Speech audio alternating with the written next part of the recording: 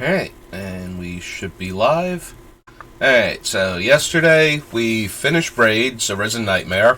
Definitely one of the more interesting builds. Like, we powered through the card selection so quickly, and then we spent almost as long on Braids, like, episode-wise, as we did on Miracle, which means that Braids took like 2 to 3 times as long to actually build the deck once we had the card selected as either the previous commander decks did. And that was because she wound up becoming a commander stacks deck, which I have never built before. I've never actually built stacks in Vintage either, but I'm way more aware of what the build looks like in Vintage than I am in Commander. So we spent a lot of time with me going back and forth over what cards were actually going to make it in, and it wound up being a really interesting build, and I had a great time with her. As painful as it was towards the end to find cuts. I mean, that's always true. You put a lot of effort into your commander decks, like card selection-wise, and then you have to cut things that are very unique and work well in the deck, but you only have, it's a 100-card deck, and you need about 40-ish lands, so you have to get the cards down to about 60, and yeah, that was, that was a thing. So since I finished her yesterday, I've been trying to figure out which commander to build around. If you're looking at the title, you know what one I've selected. But, so, I wanted to do either one of the Warhammer 40k commanders, or one of the Unfinity commanders, since both sets officially released this past Friday. And if I went with Unfinity, I didn't want to build... I'm terrible with names of new cards that I haven't played with. The one that's the head... She's the blue-red tournament legal command. Like, she doesn't have the acorn symbol. She's the blue-red one that is the actual owner of the, like, Space Circus and Carnival, where Unfinity takes place. And she has the ability to open up the attractions and then attach instants and sorceries to them, that then have their effects trigger when you visit the attraction that has the instant or sorcery attached to it.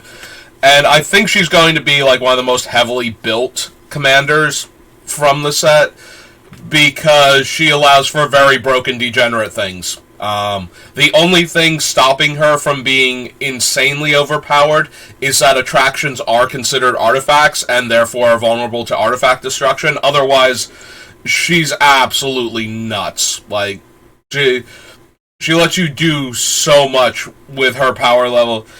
So, I was worried that she would be way too heavily built around, as opposed to other commanders from that set, especially since she's one of the non-acorn ones.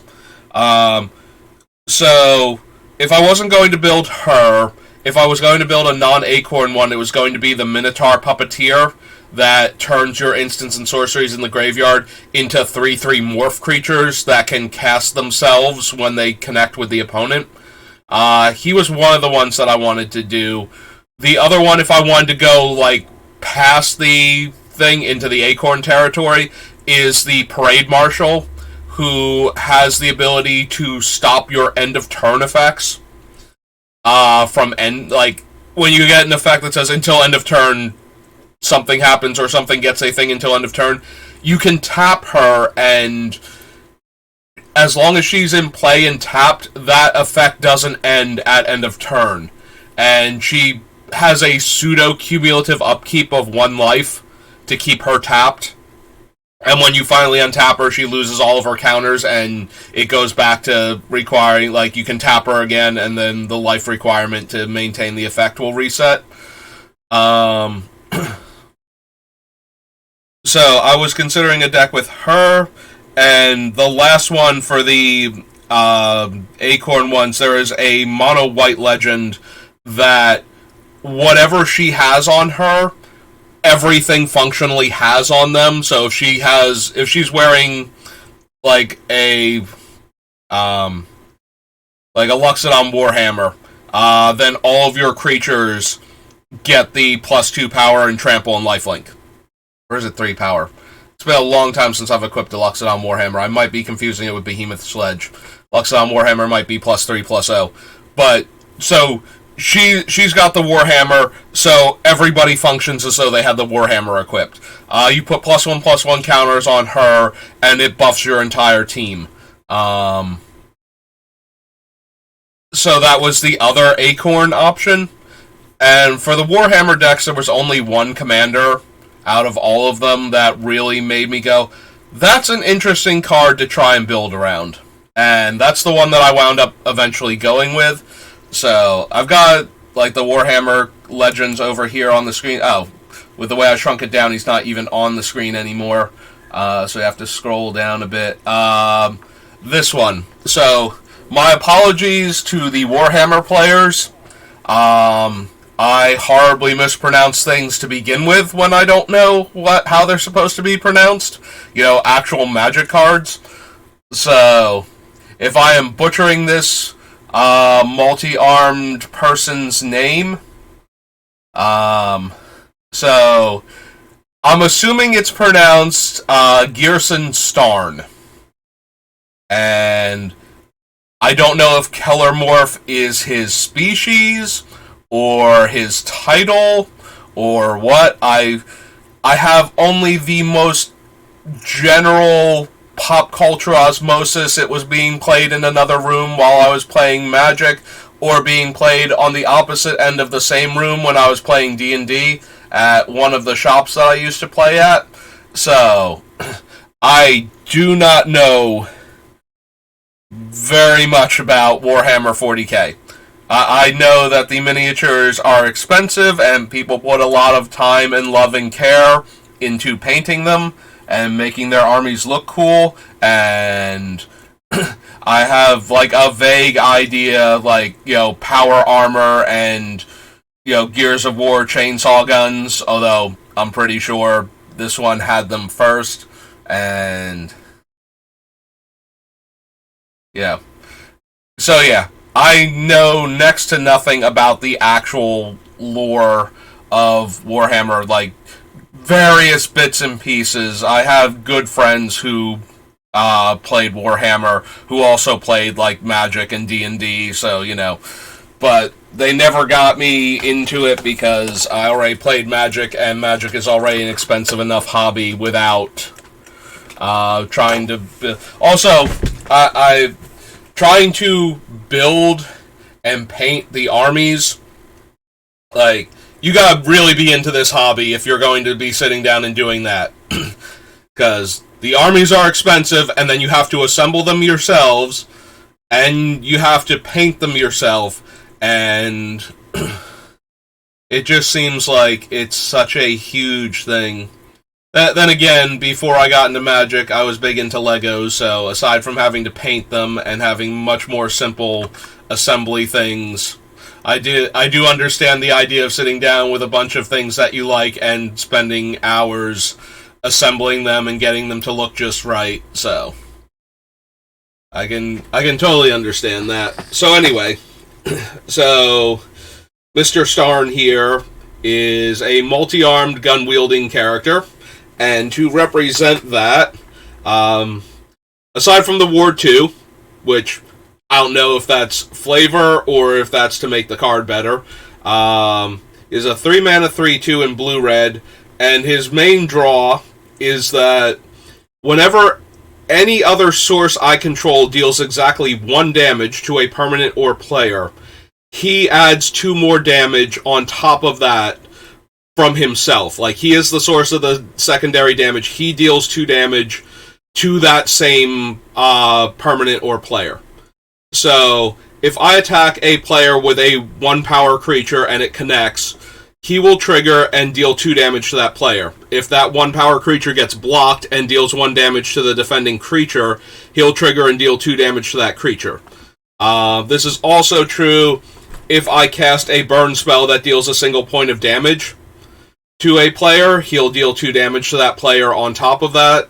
If I deal 1 damage to a creature or planeswalker, he'll deal 2 damage to that creature or planeswalker also. And if I cast a spell that deals 1 damage to everything, he's going to be a busy, I was going to say sniper, but he's like try-wielding pistols here. So he's going to have to fire a whole lot of energy bullets, or whatever these guns produce, because everybody's going to be taking damage. Of note, he does not care who is dealt the damage, so it's not an opponent or a permanent and opponent controls, so we do have to be careful that we don't deal exactly 1 damage to any of our things, or he's going to get really trigger happy and we're going to have some friendly fire issues. So this is Ghyrson Starn, and he is going to be our new commander to build around. Alright, so now that we've gotten that out of the way, we have our introductions. Let's do an advanced search. So we want colors to not be white, black,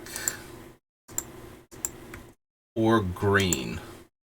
The other reason why I wanted to build this one, or why I was considering the head of the Space Circus, is that I haven't done a commander with blue in them yet, and my blue decks tend to look very samey. Like, whenever I wind up putting blue in the deck, it tends to lead me towards certain deck building considerations.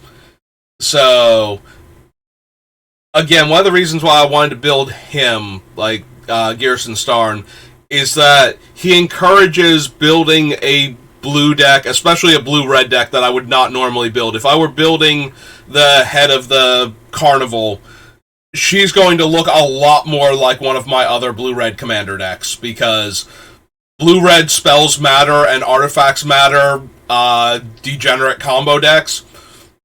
Like, I already have Nin the Pain Artist, who I built primarily because I wanted to draw lots of cards and be in blue-red to do blue-red spell things.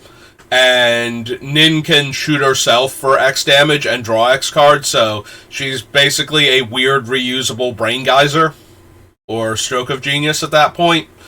So, yeah, I didn't want to build another let's see how many Time Walks I can cast deck in blue-red, because that tends to be what my blue-red decks look like.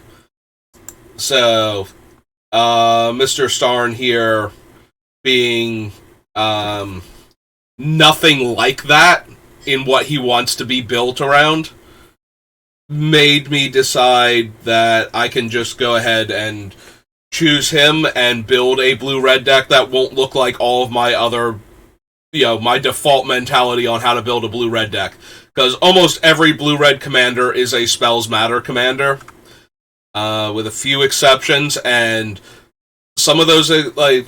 Okay, so they're not all Spells Matter on their game text, but they all function as a Spells Matter deck because blue-red is traditionally the Spells Matters colors. It's kind of like trying to build a white-red deck that's not an aggro deck. Like, if your commander doesn't have game text that specifically forces you away from white-red aggro, and you try and build a white-red commander deck, you're going to wind up with a white-red aggro deck of some kind, almost all of the time. It's very hard to not have a commander that encourages aggro builds in white-red, because Boros is almost universally a white-red aggro deck in every format.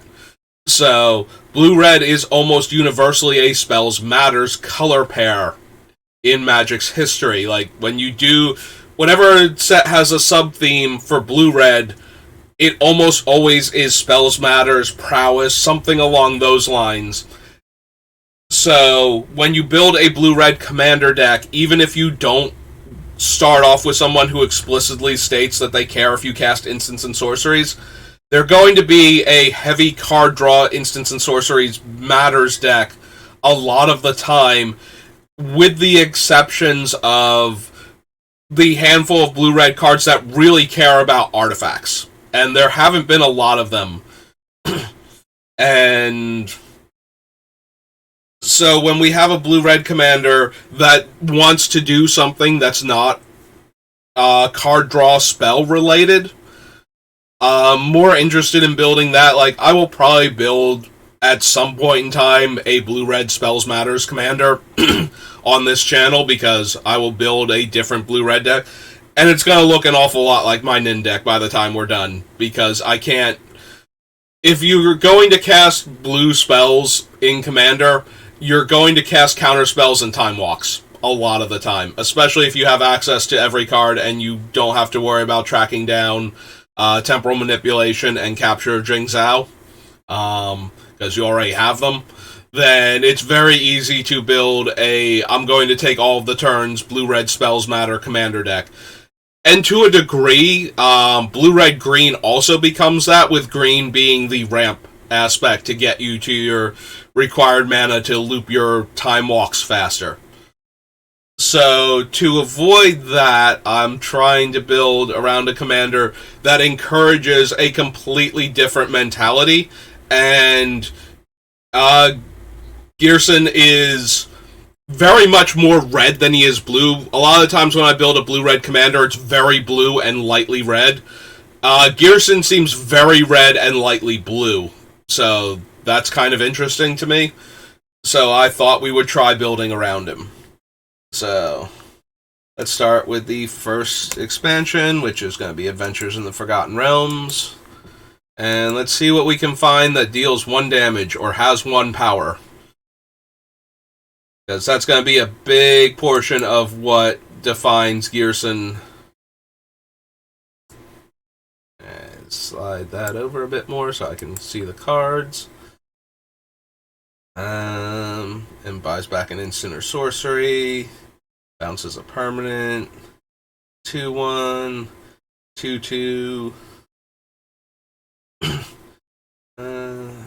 Walker spell and venture into the dungeon. No.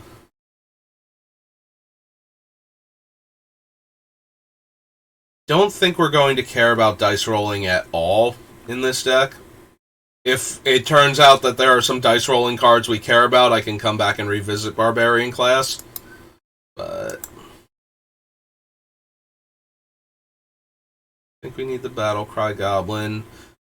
Boots giving power is probably not great. Again, we're not dice rolling. We're not dice rolling, but he is a 1 power creature that deals 1 damage to each opponent whenever we roll dice.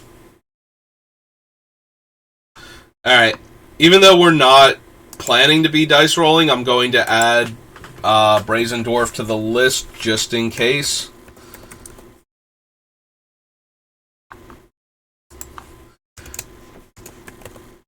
He's a good reason to have dice rolling cards in this deck.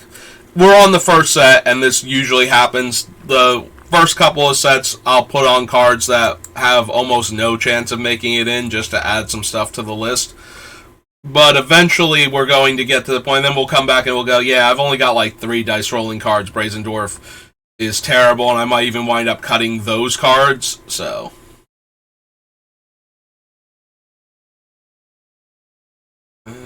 Chaos Channeler is okay, not amazing.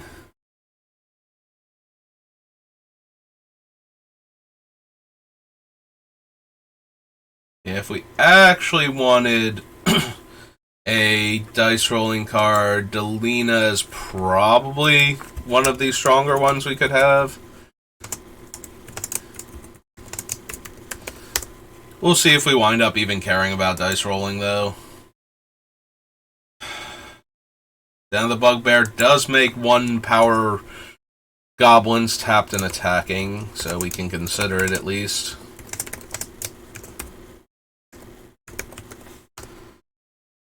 Displacer Beast, no. Windseer, Dragon Turtle, Dragonfire, Rapier, Dungeon Map.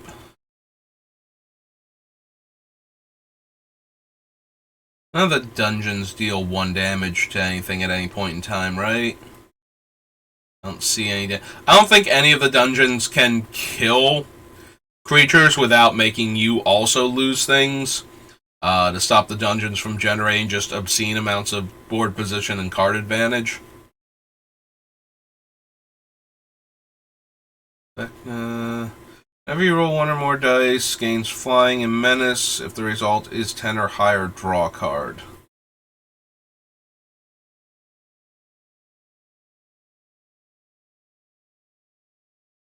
Probably not.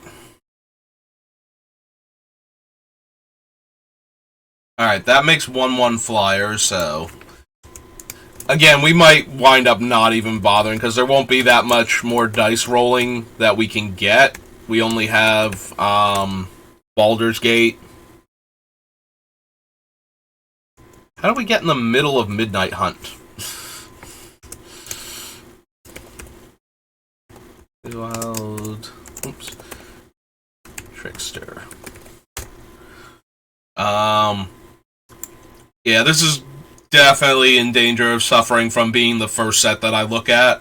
And it's like, oh, cool, a lot of dice rolling cards that have, like, 1 power or deal 1 damage or, you know.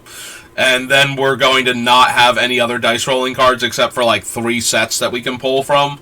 And it's going to be, oh, no, never mind. We can't actually use that.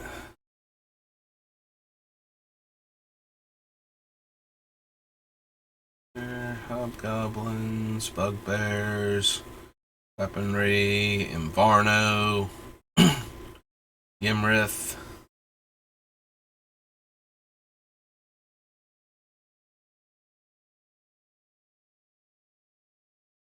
Makes a 1/1. Each player loses one. Each opponent loses 1 life. Yeah. If it dealt a damage and we gained a life, that would be perfect. Alright, so... Magic Missile is slightly interesting because if we divide the damage up into 1 point things, it will meet the requirements for our legend, and he will deal... So, as long as the source deals 1 damage to the target, he kicks in and deals 1 damage. Or deals 2 damage to that target on top of that. Which allows Magic Missile to deal 3 damage to each of 3 targets while he's in play. This will also work for any of the other ones that divide up damage. But if we divide the damage, if we deal 2 damage to a specific target, he won't kick in. It's not 2 instances of 1 point, it's 1 instance of 2 points at that point. So he won't kick in and deal the extra damage. So we would have to deal exactly 1, which will cause it to deal 3, so there's no real point in not dividing up the damage.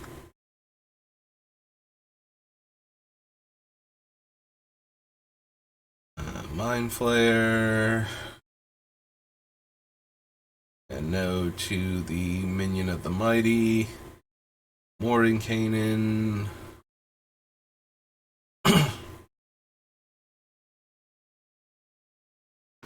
I mean, I already have... what's her name? Delina. Delina? Might as well have the Pixie Guide. 1 power creature that will let me reroll dice, or roll additional dice. It gets really out of hand with Delina if you can keep rolling high enough on at least 1 of the dice. It will eventually get to the point where you are basically putting infinite 1/3s into play.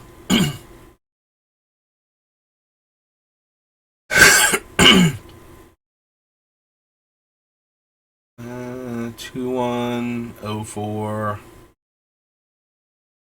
2/5.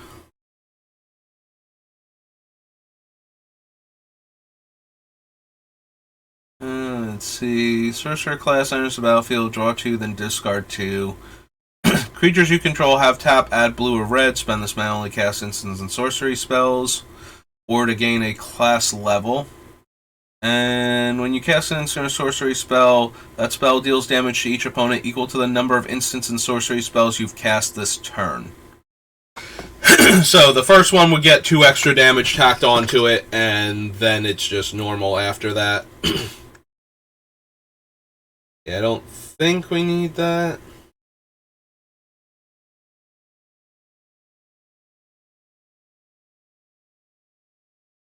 Yeah, Spare Dagger's a lot of hoops to jump through in order to get an artifact lightning bolt for 2 mana, effectively, with our commander, so.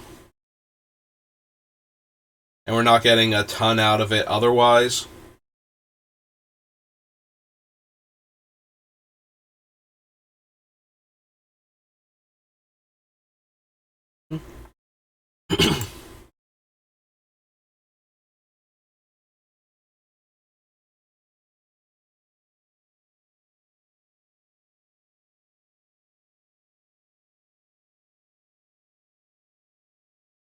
Uh,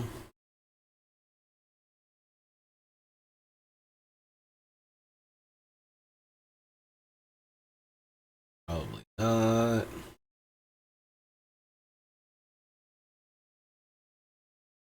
Also, no. No.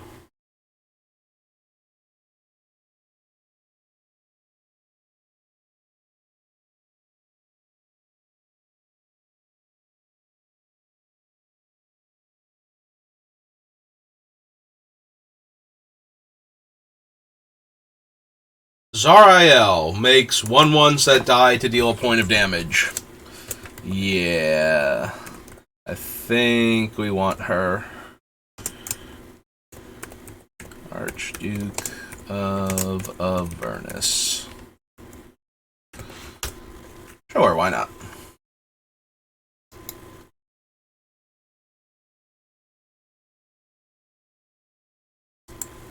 Back here, so that was the regular Adventures in the Forgotten Realms. Then we get the Commander set.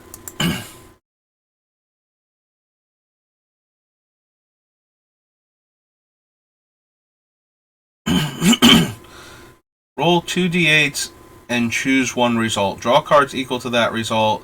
Then you can cast an instant or sorcery with mana value less than or equal to the other result from your hand without paying its mana cost. That's a 7-drop sorcery.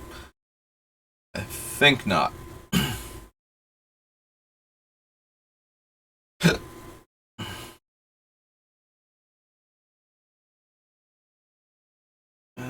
Before blockers are declared, roll 2d20, ignore the lower result. A number of creatures block this turn if able.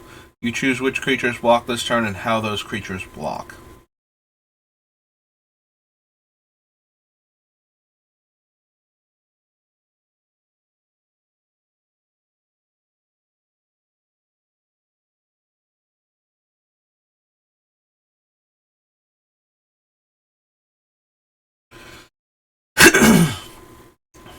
Turn if able, beginning of combat on your turn, roll a d20.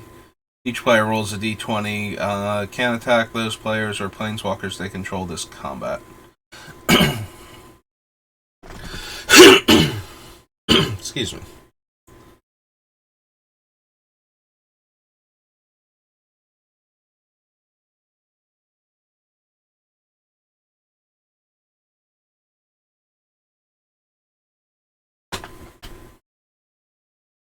Sphere, commune with lava, component pouch.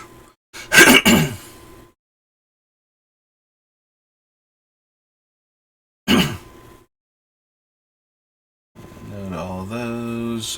Players attacked, you draw a card. Each opponent attacking that player does the same.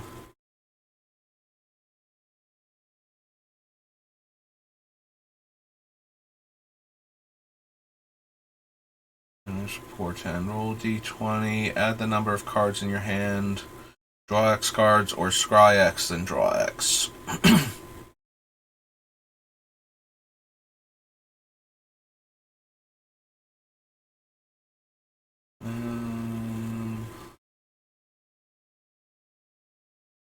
Have it become an XX insect where X is the result.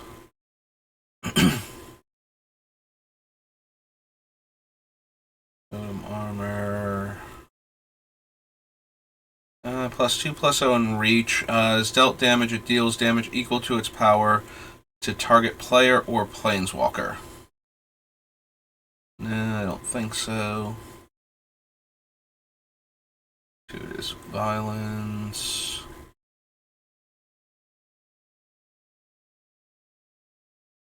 Night the future.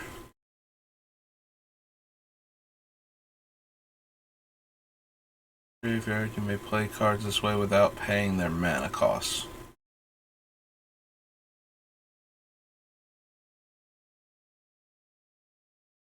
Prison in the Moon, is it Chemister?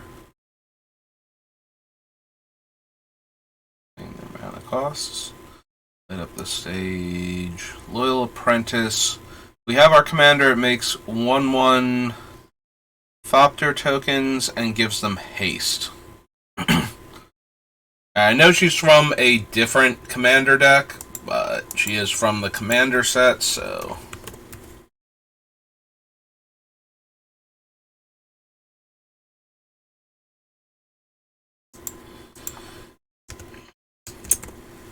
Loyal Apprentice.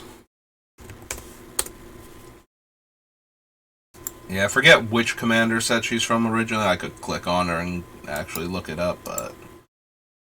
Enchant player casts a non-creature spell, roll a d6, deals damage to that player equal to the result, then attach Manning Hex to another one of your opponents chosen at random.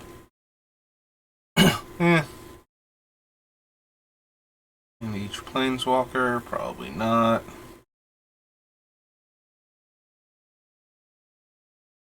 Whenever you draw your second card each turn, create a 1/1 blue illusion creature token with this creature gets +1 power for each other illusion you control. Whenever illusion you control dies, you may put a permanent card with mana value less than or equal to that creature's power from your hand onto the battlefield. Don't think so. Like, it's not terrible, but it's also not the best. Beginning of your upkeep, roll a d4, scry X, where X is the result. Whenever you roll a die's highest natural result, draw a card.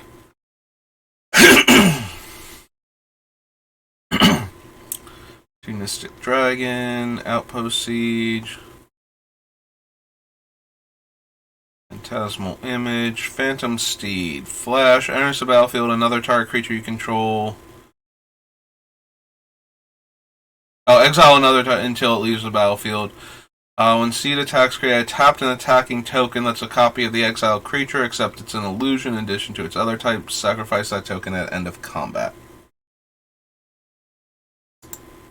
Meh. Agnostic Sphinx, Propaganda, Psychic Impetus. Roll 2d12. Deals damage equal to the result to each creature. Number of treasure tokens equal to the other result. Again, 7 mana sorcery. Whenever player casts an instant or sorcery spell, exile instead of putting into the graveyard as it resolves. Sacrifice Rod of Absorption. You may cast any number of spells from among the exiled cards with Rod of Absorption with total mana value X or less without paying their mana costs. So, no. Enters the battlefield, or an opponent loses the game, exile the top card of each player's library. During each player's turn, that player may play a land or cast a spell from among the cards exiled with share the spoils, and they may spend mana or mana of any color to cast a spell. When they do, exile the top card of their library. Shiny Impetus. Nope.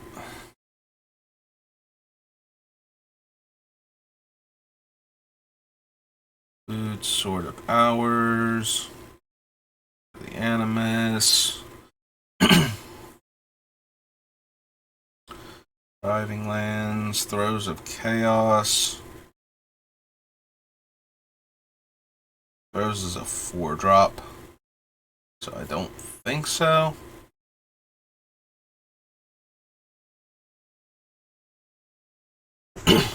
Whenever a goaded creature attacks, it deals 1 damage to its controller. I already have dice rolling. I don't know that I want to goad everything also. That seems like it's going to take up a lot of deck space.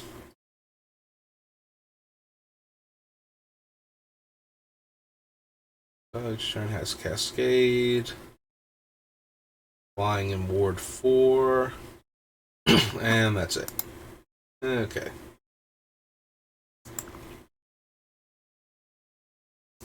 So yeah, I didn't find any dice rolling there, which makes me feel really bad for the potential for dice rolling to actually make it into the deck. There's going to have to be some really good dice rolling in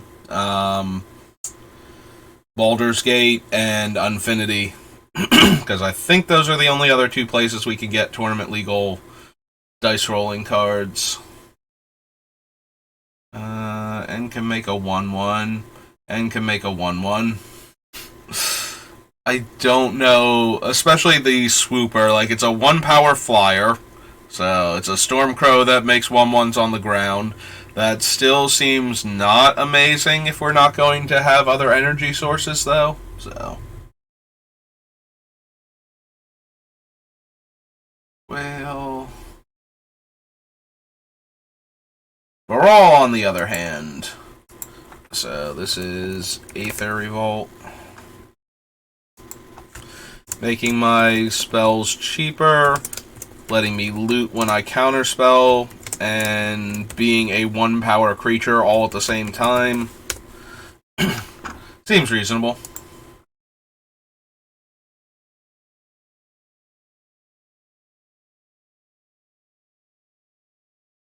Evolution, no. Assembler, no. No. And a mana ability, Crackdown Construct gets +1/+1.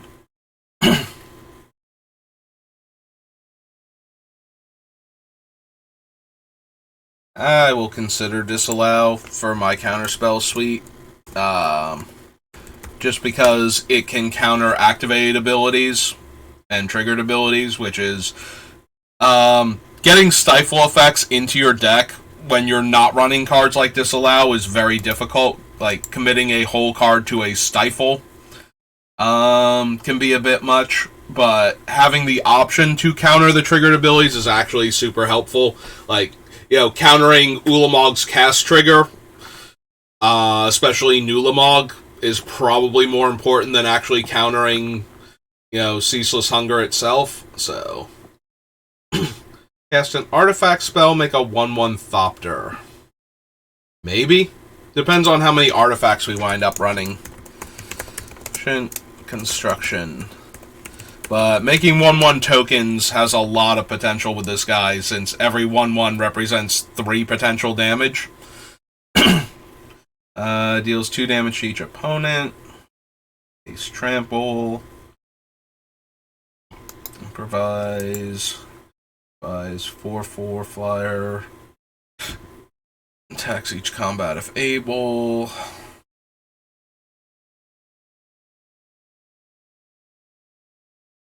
Make a 2/2 gremlin.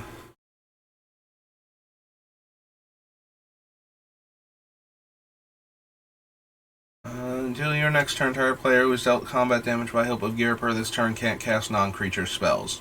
No.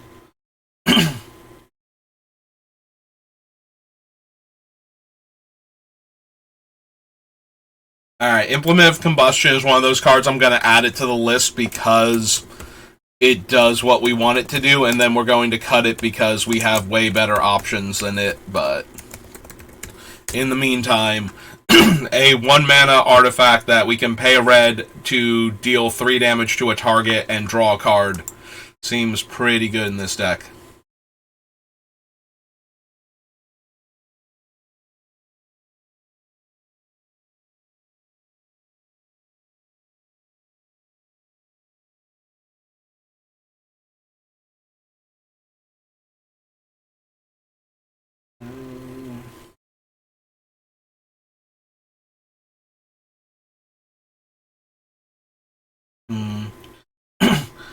First Strike Menace with 1 power, and then makes Ragavan, who is a 2/1, unfortunately, for this deck. So probably not, but maybe. I do like the First Strike on 1 power creatures with this deck, essentially being able to deal 3 damage. So I guess we can put her on the list and then cut her later. Kari Zev. Skyship Raider.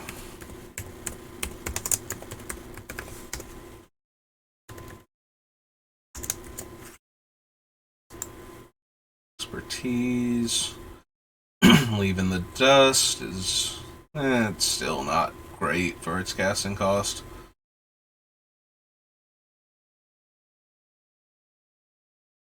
Makes 2 1/1s. Clones of things. Tap X untapped artifacts you control. Look at the top X cards of your library. Put one of them into your hand and the rest on the bottom of your library in any order. Probably not.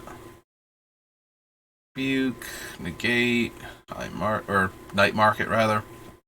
Started to say high market, but nope.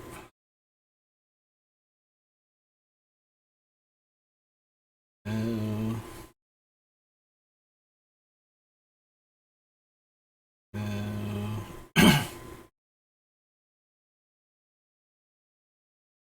Tap, you may discard a card if you do draw a card. Tap, Reservoir. Reverse Engineer, no. Trap Trawler. Champion. Think so. Sorry, Shock, this is not where you go.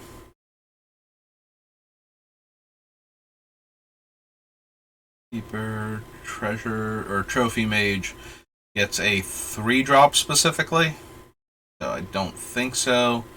We'll have to see. Walking Ballista. Yeah, Walking Ballista makes this list.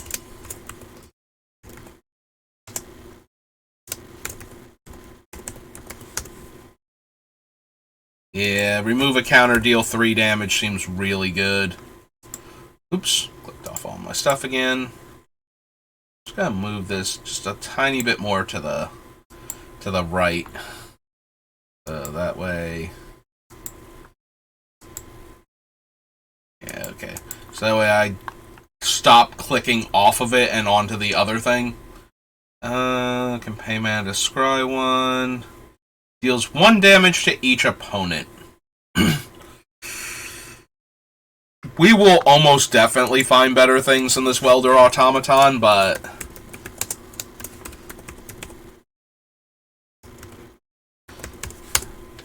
Just for a minute, let's let it get its moment in the sun where it sits on the list like it might actually make it into the deck.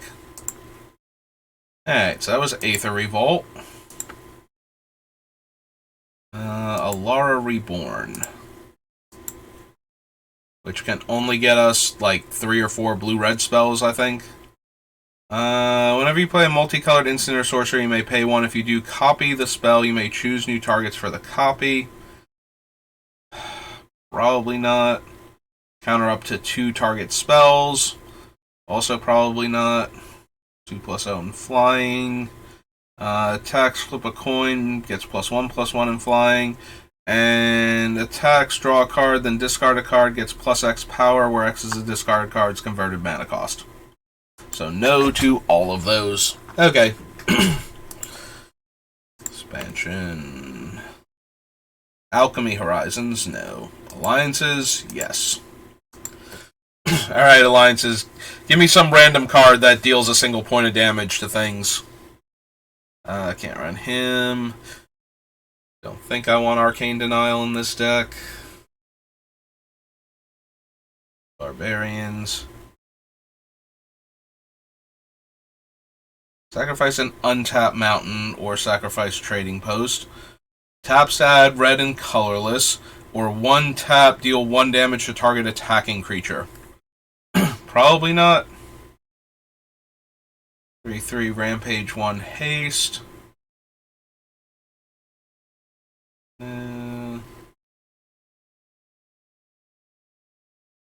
+4 power, no.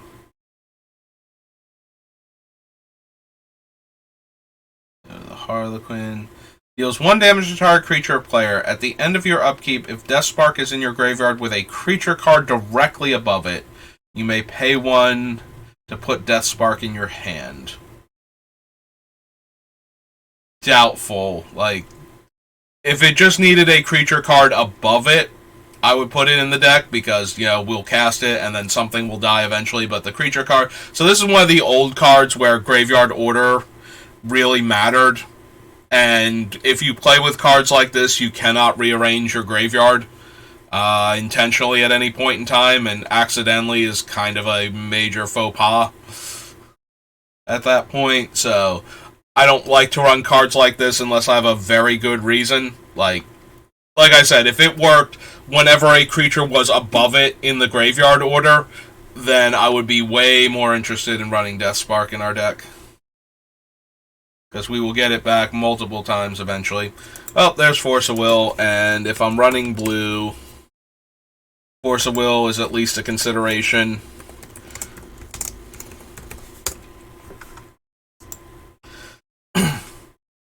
Foresight. Box Monkey!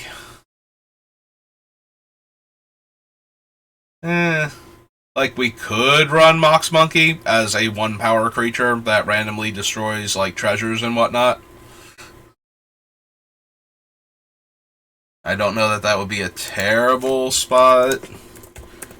I'm sure I'll run different artifact destruction in the deck, but...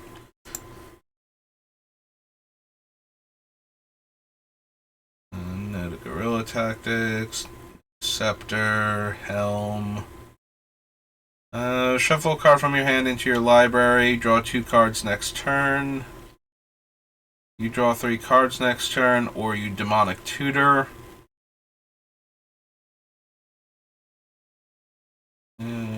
No.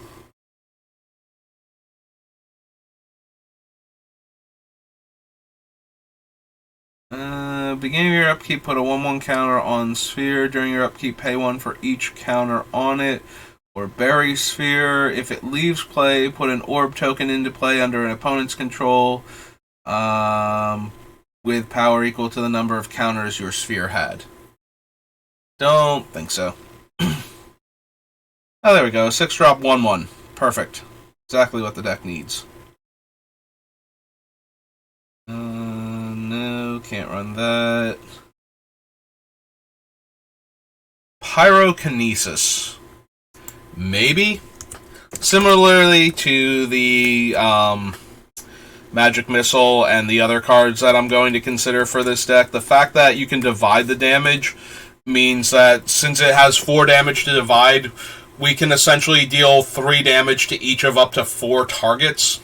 This one can only hit creatures, though, so that's a bit of a downside.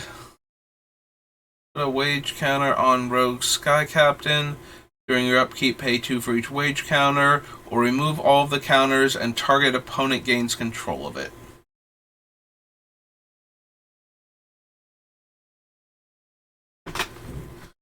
You go into their owner's hand, draw a card at the beginning of the next turn's upkeep.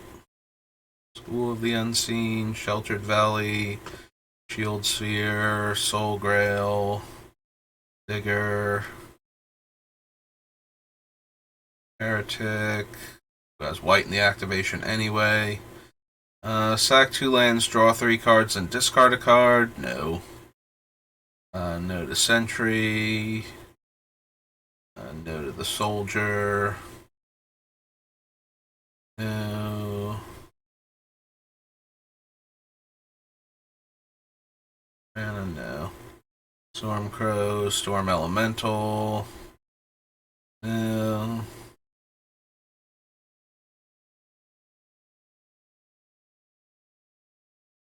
No. No.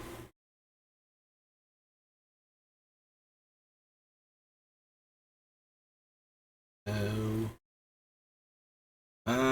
Cannot be blocked except by walls this turn. Buried at end of combat. No. Put a survivor token in play under target opponent's control. That token is a 1/1 red creature. Creature in the swamp to bury target non-artifact creature. Snow-covered swamp to bury target creature. Remove the top card of your library from the game to have Whirling Catapult. Deal 1 damage to each creature with flying and each player. Not quite. So close, but no. Alright, so that was alliances. After alliances is a monkette. Alright, a monkette, what random things do you have that deal 1 damage to targets? I'm very much in the market for such cards. No.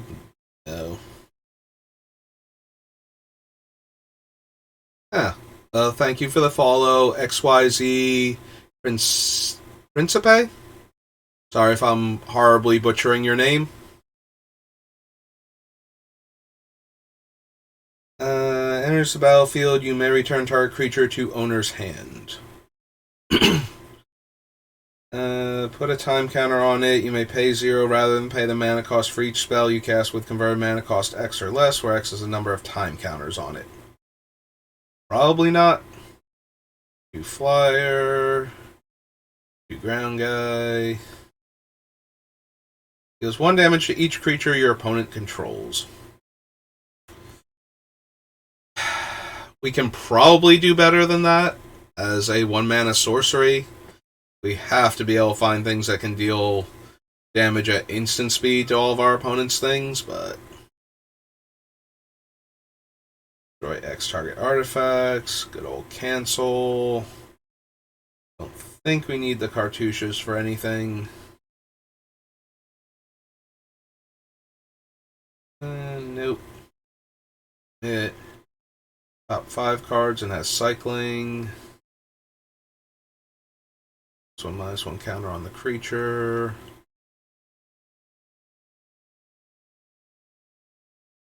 I mean, eventually it would get back down to a 1 power creature, and then it would deal 3 damage again.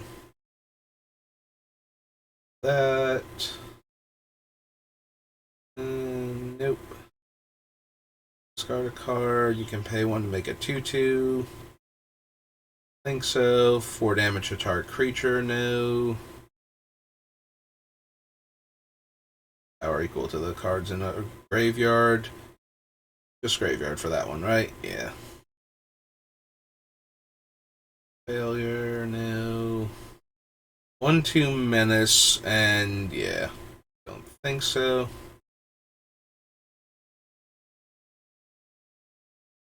Owner's hand and draw a card.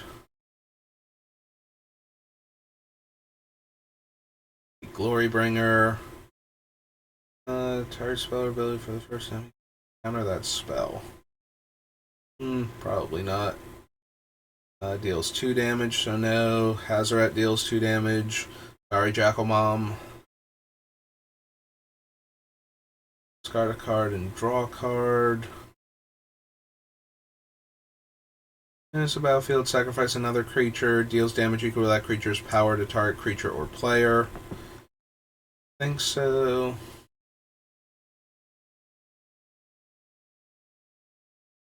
Three, 4, 0, 2. Damage can't be prevented. If a source you control would deal damage this turn, it deals double damage, which actually messes up my thing. So, and then the backside deals 2 damage. Yeah. Yeah, unfortunately, damage doublers work really, really poorly with Mr. Starn here.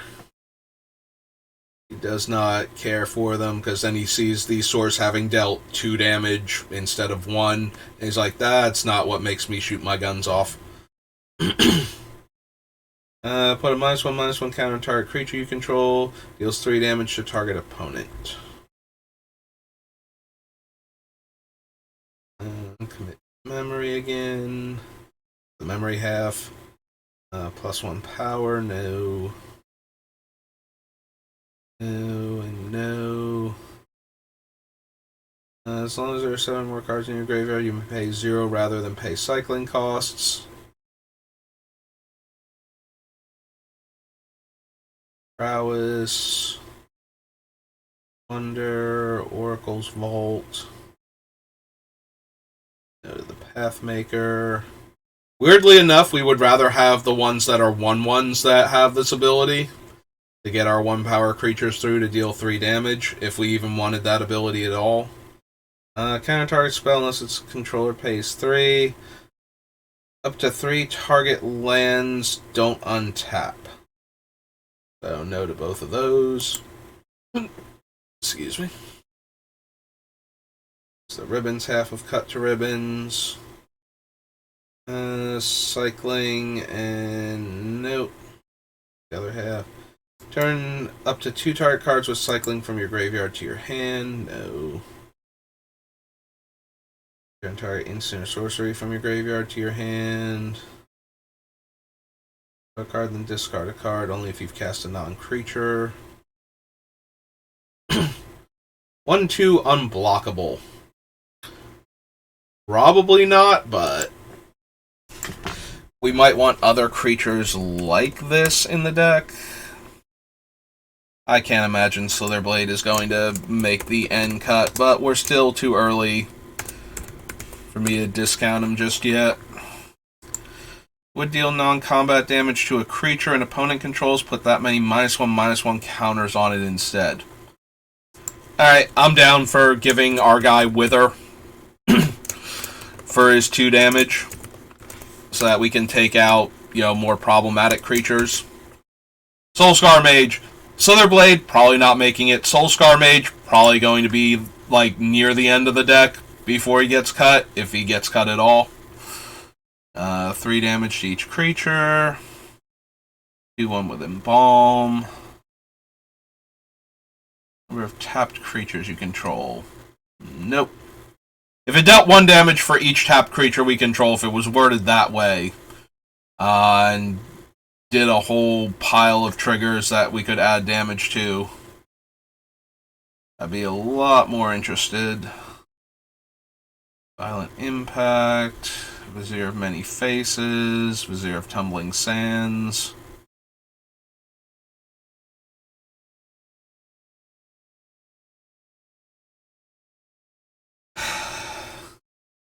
After battlefield deals X damage to target creature an opponent controls, where X is the number of instant sorceries in your graveyard.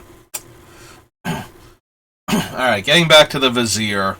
So there are a lot of creatures that have tap deal a point of damage, and I'm wondering if I care at all about Vizier because of that. I suppose we can add it to the list and cut it later, once we realize that, no, we don't have room for this. Just making more work for myself to add these game texts in later, so I can keep track of everything I thought might have a chance. It's flying. Nope. Okay. Alright, so that's a Monkhet. Monkhet Remastered Antiquities. Maybe. Maybe the rocket launcher, specifically. Prevents the damage. Beginning of each upkeep, each player takes damage equal to a number of counters on the clock. Any player may spend 4 during any upkeep to remove a counter. No to Ashnod's Altar, no to the Battle Gear, Atug.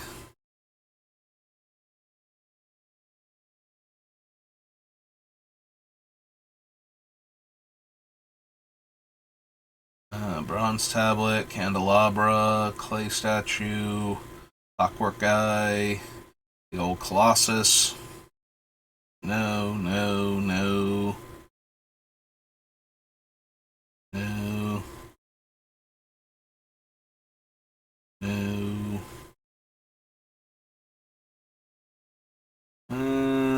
Nope. No, don't want to risk countering my own artifacts to see if I can draw a card off of them. It gains me life. Nope. No, making all my attacking creatures +1 power is actually terrible.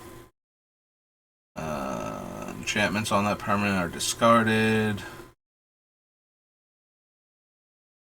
U2, 1/1 that taps to deal 2 damage by sacrificing artifacts. We can make it a 1/6 wall. Sure, that'll make it great. No, prevents damage. That's Rack of Light. Alright, there's Rocket Launcher. So 2 deal 1 damage to any target. May not be used until it begins the turn in play on your side. If it's used, Rocket Launcher is destroyed at end of turn. So we can't activate it immediately. And so it has weird summoning sickness that you can't get around it with haste. Um, and then it dies at the end of any turn in which you activate it. So you would want to activate it multiple times in a single turn, which allows it to throw lightning bolts around for 2 mana for that turn. So I'm going to add it to the list. I did forget about the can't activate it the turn it comes into play, so that's going to hurt its chances of making the deck a lot. I think there's another card very similar to this in another set that's a throwback to it, so we'll have to see what that one actually does. Staff of Zagon, good old Strip Mine. Noted that. The Wand.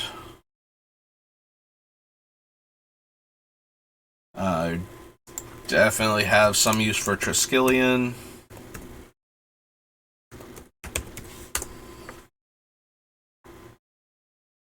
There's his Avenger.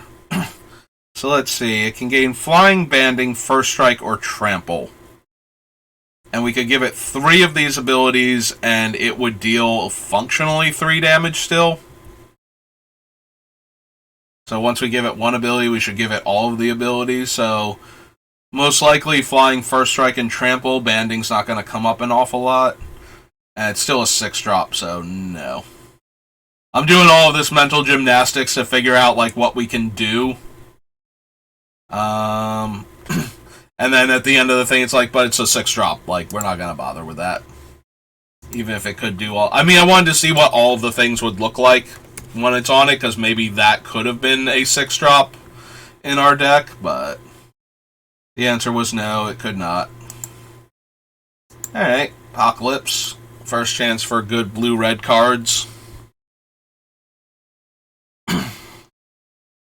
Deals 6 damage to each creature and each player. 1 damage to each creature without flying, which would kill our commander, since we can't deal 1 damage to all of our creatures, unfortunately, without killing all of our stuff with the way our commander works, so we really do need to find something that deals 1 damage to all the opponent's things, preferably at instant speed, so we can ambush people with it. And preferably really cheaply, too. Can't run any of them because of the other colors. Return Kavu to its owner's hand. No Dodecapod. No the Arch. Destroy target land if the kicker cost was paid. Destroy another land. No to that. No to that. There's 1 for each basic land type. Fire and Ice. Probably. For the same reason as all the other divide damage things, so Apocalypse. Fire, Ice. No to Ringleader. No to the Ice Cave. Can't run Illuminate. Top 5 cards, no. Counter target spell if it shares a color, no. If it's kicked, it deals 2 damage to another target. No. Can't run those. Can't be the target spells or abilities this turn. Deals damage equal to its power to target creature. No. No to the Tactician. I love me some Prophetic Bolt, but probably not in this deck. Quicksilver Dagger deals 1 damage to target player and you draw a card. It is an aura, and therefore probably won't make the deck just because of the extra vulnerability. But I do like the idea of getting to do a lightning bolt to an opponent each turn and drawing a card off of that. So maybe. Probably not, though. If you control a white or red permanent, deals 1 damage to target creature. So, because of the way our commander works, this will deal 3 damage anyway to a creature on our upkeep. Rocket Sanctuary deals 1 damage to target creature. It is not optional, and it can target our stuff. So, no. Hey, look, one of those guys that taps to deal a point of damage. So, I suppose we're going to add that to the list.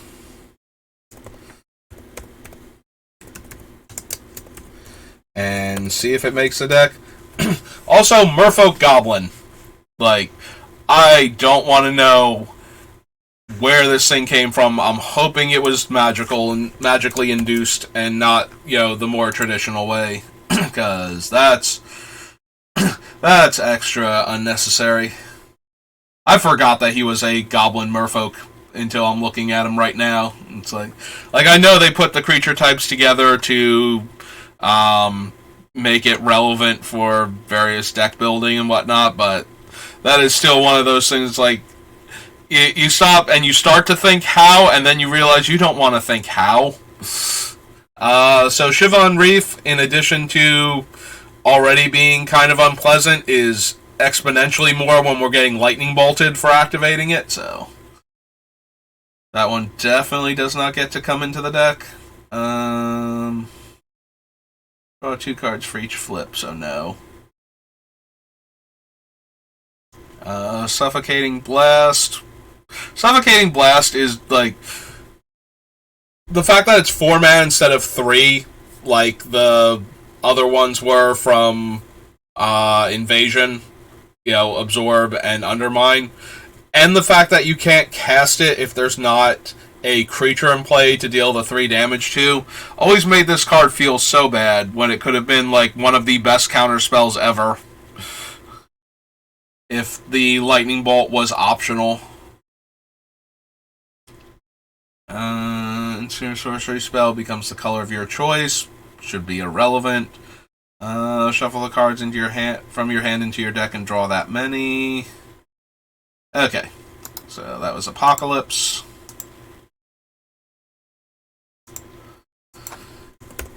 Alright, after Apocalypse we have Arabian Nights, which I'm actually not expecting anything to be in here unless I'm forgetting somebody. Like, yes, there are 1-power creatures and possibly things that can deal a damage, but I don't expect any of them to be good enough to make the deck. I mean, we could run Alibaba. He can tap those walls down for us. Bird Maiden is functionally a 3-power flyer for 3 mana. Again, that seems terrible. City of Brass will butcher our faces. I don't think we would spend 4 mana on a 3/5 flyer. There is Desert. Desert can deal 3 damage to an attacking creature after damage has been dealt for combat. And it does so cheaply. Maybe, I suppose we should at least consider Desert for that reason. So, also it's a desert. Maybe we'll want Ranunamp. Although I don't think so.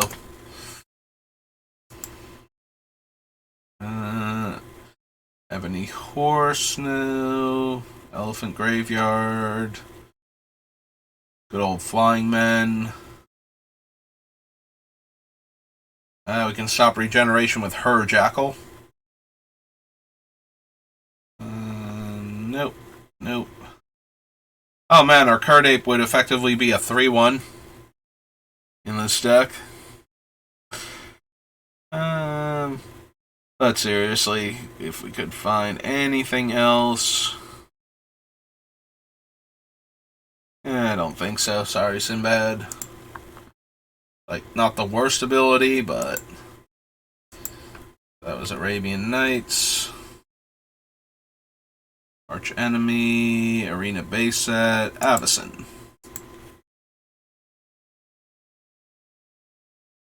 Avacyn had the human sub-theme, and there were a handful of okay red humans because of that. I don't know if we'll find anything for our commander. Deals 1 damage to each creature target player controls. Each creature dealt damage this way attacks this turn if able.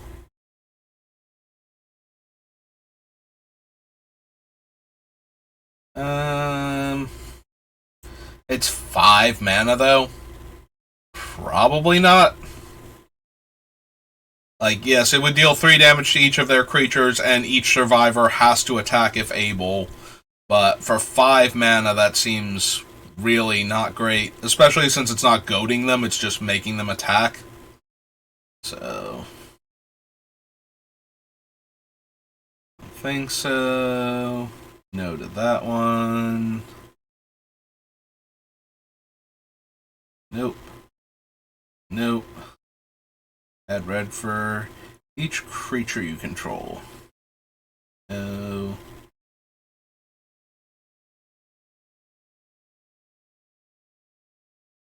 I mean, we get a discount if we only want to deal 3 damage, but I don't think so.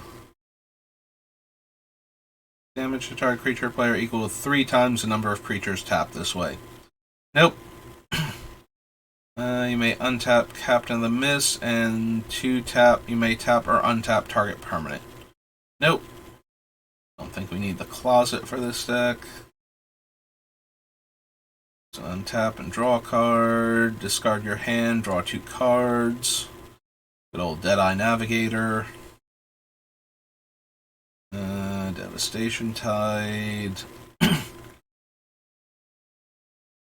X is the number of lands you control. Is an instant or sorcery.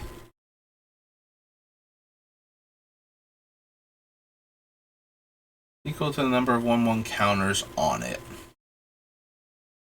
Probably not. 2/1 creature can't block. 3/4 with an upkeep cost. Requires 3 humans, and it gives the 1/1 to the person whose thing we killed, so no and no.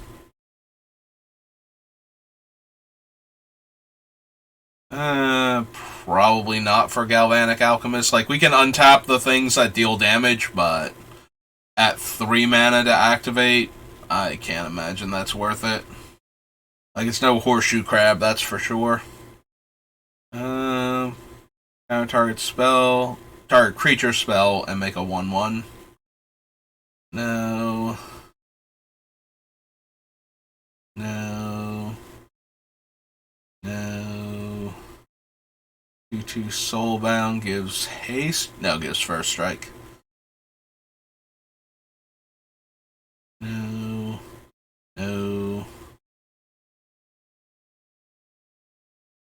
It would come back as a 3/3, as opposed to coming back as a 1/1, which would actually make it stronger in our deck. Deals damage to target player equal to the number of humans you control. So probably not. 2/1. 3/1 unblockable. He's the one that gives haste.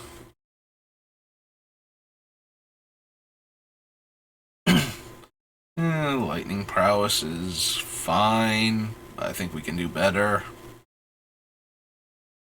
1 to draw a card.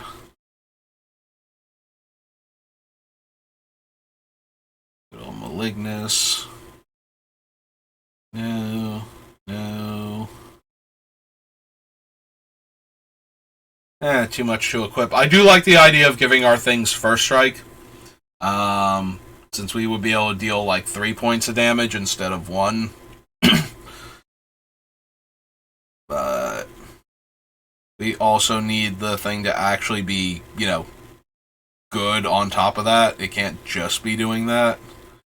Does this deck want Reforge the Soul? Probably not. So, humans get +1 power. Choose an order for artifacts, creatures, and lands. Each player sacrifices 1 permanent of the first type, 2 of the second type, and 3 of the third type. 3/3, mills 5, plus X, where X is its power already. Scalding Devil deals 1 damage to target player. Is that better than the other terrible card that I already picked out that we can spend mana to deal damage? It might be, actually. Like, it might legitimately have better stats than it. Alright, well, one of these things is probably going to... No, not there. Come on now. Don't be like that. Evanescent. I just don't know which one of them is actually going to make the list. So, Scalding Devil. Too many spaces. Scrapskin Drake, Scroll of Evanescent, Scroll of Gristlebrand, Sanctuary. Vigilante becomes blocked by a creature, deals 1 damage to that creature. So if it gets blocked, it deals 3 damage to the creature first, functionally, and then 3 damage to the creature again if it deals combat damage to it. At the same time, it's a 1/1, so the opponents are just going to take 1. And we can do better for our unblockable 1/1s in having actual unblockable creatures. So.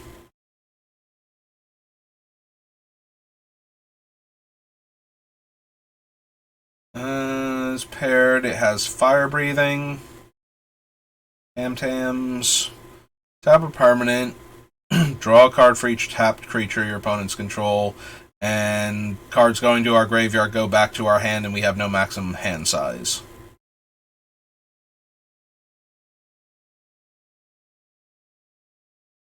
No to Thatcher Revolt. No to Thunderous Wrath. No to Tybalt. Sorry, Tybalt. I know eventually you get good, but that's eventually, and you are not there yet. No. No. No. No. Deals 1 damage to target creature or player. So this one would only matter if we get enough humans in the deck. If we do get enough humans, and our commander is a human, technically, like, I think he's some other species also, like, hybrid-wise, but if we had enough humans in the deck, Vigilante Justice would actually be pretty good.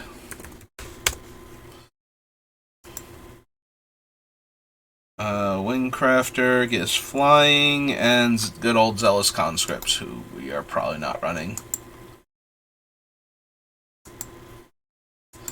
Alright, so that was Evanescent. Your Evanescent is Battle for Zendikar.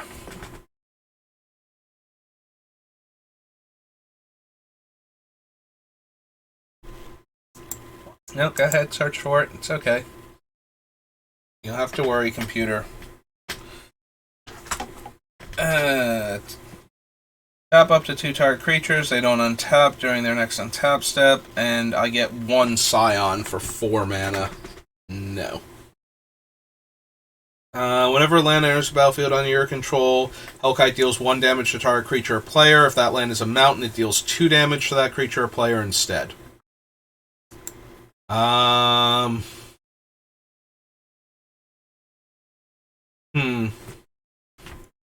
Alright, so this was... I'm clicked over here. Can we type where I'm clicking? Thank you. This is Battle for Zendikar. So, ironically, we want to put islands into play with this thing, or non-basics that don't count as mountains, in order to get the 3 damage that we can potentially get from that. Land enters the battlefield, pay 3, make a 3/1 that dies at end of turn.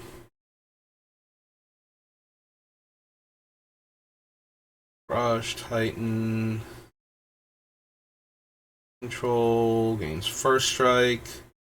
1/4, devoid, ingest, and unblockable.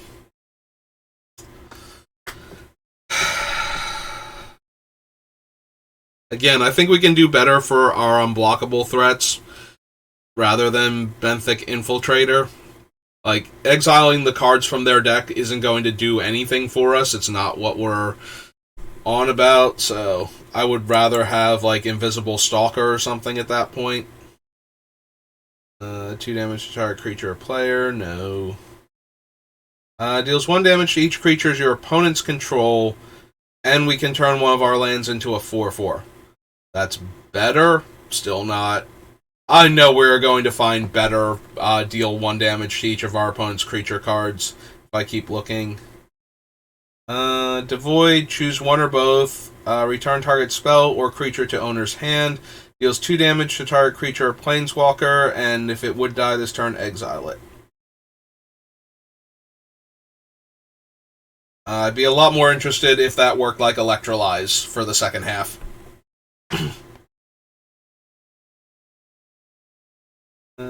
Chasm Guider, another ally, gains haste. Manta is a 3/2 flyer. Bounce a thing and can animate a land. Draw and animate. That. No. 3/3 Devoid, put a card upon tap target creature. No. Creatures your opponents control get -1 power. No. That one. Enters the battlefield, makes 2 1/1s, and sacrifice one of the 1/1s to tap a creature.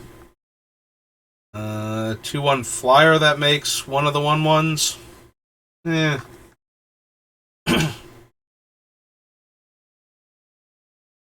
Verge, Fertile Thicket. Under your control, creatures gain Menace. +2/+2 in haste, no. Target creature, no. Landfall, tap a creature. If it's an island, it doesn't untap. Gives land creatures we control flying and buys back a card with Awaken. Hedron Archive, Hedron Blade. These are colorless spells, cheaper. Counter target spell with convert mana cost 4 less. The spell is countered in this way, instead exile it, so no. Enters the battlefield, we get 1/1/1. No. Colorless spell gets +1 power. Spend mana to give it power. No to these. That. Devoid, Flying, and Ingest. Again, we're not getting anything out of...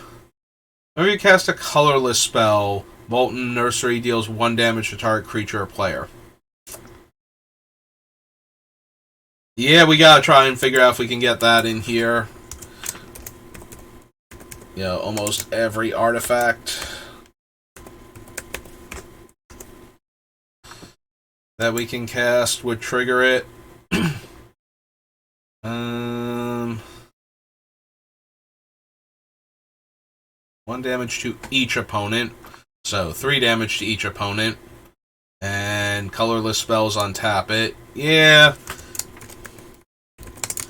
I'm okay with this one too. If we can get enough colorless spells into the deck so that these two things are triggering. Similarly to if we can get enough dice rolling, we'll put the dice roller in there. If we can get enough colorless spells in, then I'm way more interested in those two. Card opponent owns from exile to graveyard, draw a card, then discard a card. Part the Water Veil. Deals 1 damage to target creature. If that creature was colorless, tap it. So 1 to cast, 2 to equip, and then 2 tap. So 5 mana total invested to deal 3 damage. I think we can do better with something like Viridian Longbow. So...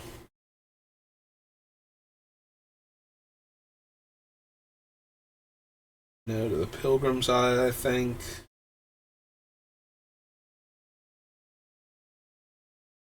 Deals 5 damage to target creature, no. 6 damage to each creature, so no. Attacks each combat if able, unless you control another ally. Untap target creature or scry 1. So, retreat to Coral Helm, landfall, untap one of our guys. Since most of our guys will be able to tap to deal damage, although I feel like we would rather have something like Intruder Alarm at that point to untap all of our things, rather than landfall, we get to deal an extra 3 damage. Like, Landfall, lightning bolt. Landfall, lightning bolt. Yeah, we're basically turning all of our things in all of our lands into what's its name? Valakut. At that point.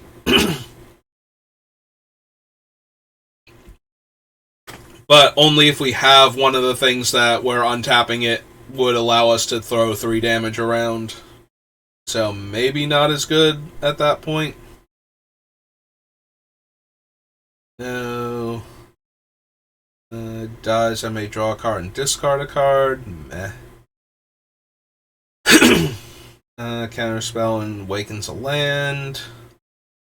Deals 2 damage to one target, 3 damage, and 4 damage. Oh man, it doesn't do 1, 2, and 3 like the cone does, where we get to do 3 and 3 and then 2 randomly to somebody else. Those. Turns the land into 3 1/1s. Probably still not good enough for this deck.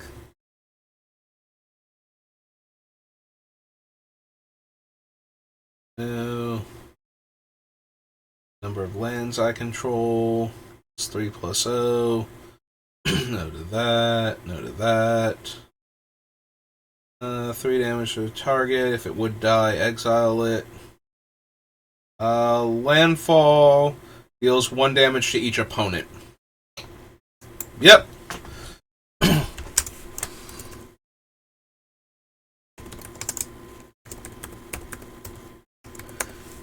Yeah, the other thing requires us to have one of our creatures in play that can tap to deal damage for that to work. This one just is landfall, deal effectively 3 damage to each of our opponents.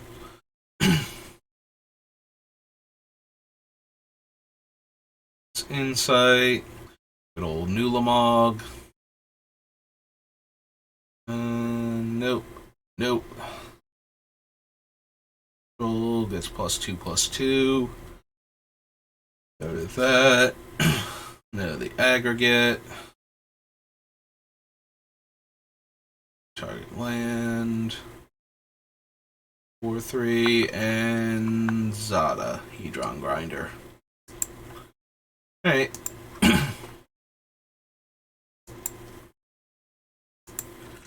Alright, so that's Battle for Zendikar, Battle Royale, Battle Bond.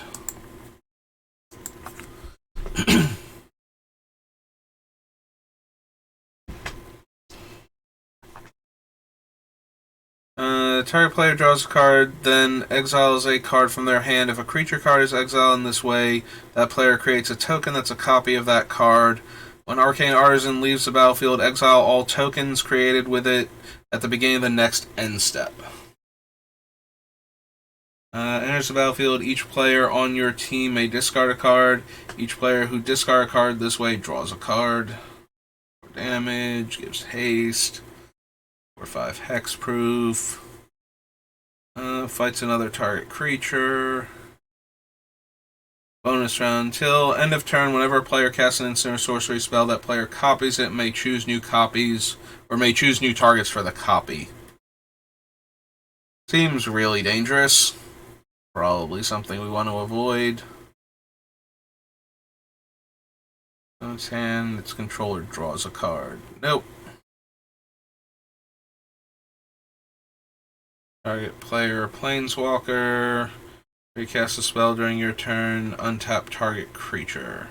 Nope. 2/2 attacks. Choose a card name. Spells with the chosen name cost 1 less to cast this turn. This Dragon's Breath, Furnace Whelp, Earth Elemental, Ember Beast. Target creature owner's hand gain control of all auras and equipment that were attached to them, and attach them to another creature. Each player shuffles their hand into their graveyard into their library and draws 7 cards. Exile game plan.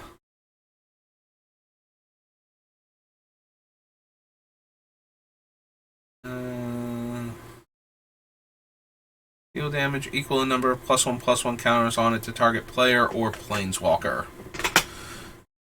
So if we can get exactly one counter on it, we'll deal 3 damage. And that would require him eating a land. Probably not. 2 target players each draw a card. Protege attacks against +X, where X is the greatest power among tapped creatures your opponents control. 3/4 knights your team controls have flying and haste. No.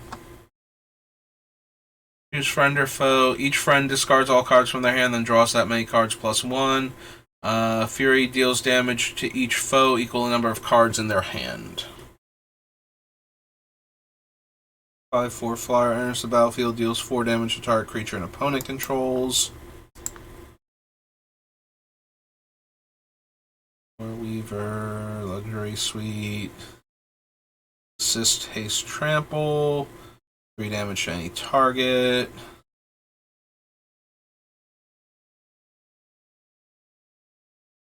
Run her because of all the colors.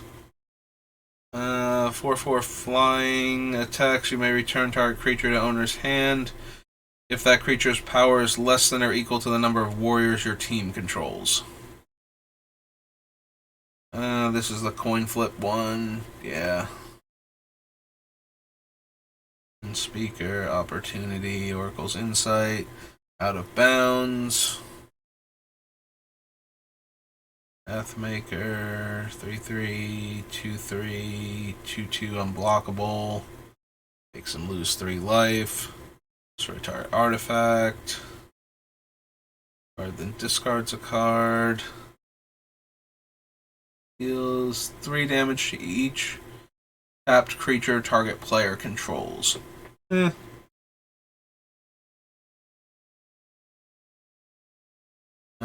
the battlefield. Or no, not enters the battlefield. Deals damage to an opponent. I don't know where I got enters the battlefield from. Target player draws a card. So no. Whenever an instant or sorcery spell is cast during your turn, tower deals damage to any target equal to 1 plus the number of instant and sorcery spells cast before that spell this turn. So the first time we cast an instant or sorcery on our turn, we deal 3 damage. To any target. And then we would get to deal 2 damage and then 3 damage again. But only on our turn. I think we can do better.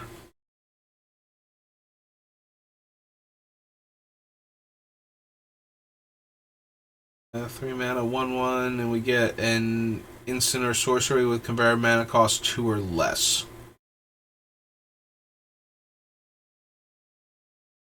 Maybe for Spellseeker. So this is Battle Bond.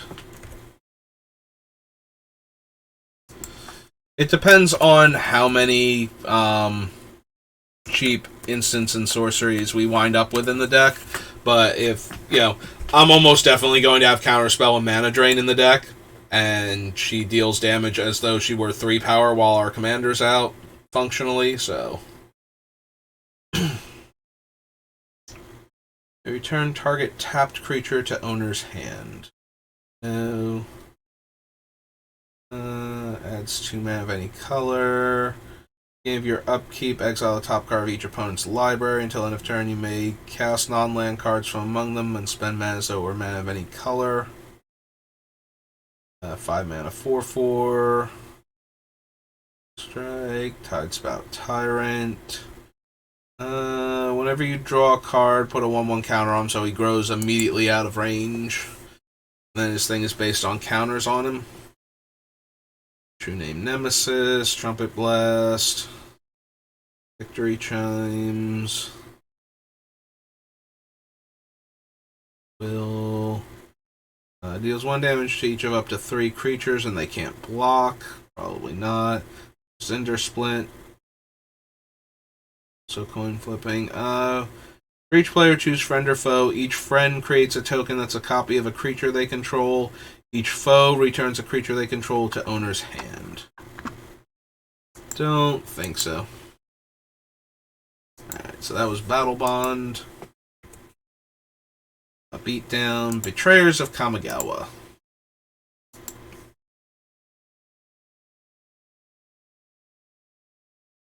Is put into a graveyard from play. Each player sacrifices a land. No. It's put into a graveyard from play. Aki Raider gets +1/+0 until end of turn. 7/4 haste attacks each turn. Each enchantment deals 2 damage to its controller. Then each enchantment enchanting a creature deals 2 damage to that creature that it's enchanting. No. Cast a Spirit Arcane spell. And remove the counter from it. Gain control of target creature until end of turn.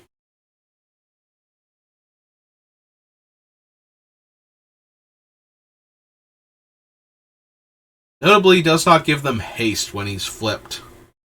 So he just steals the thing so it can't block. He doesn't actually get to attack with it or anything. Also, I don't think we have a way to take advantage of borrowing creatures, so... Spell, remove it, gets a 1/1 colorless spirit token. Gets +2/+0. +X/+0. No.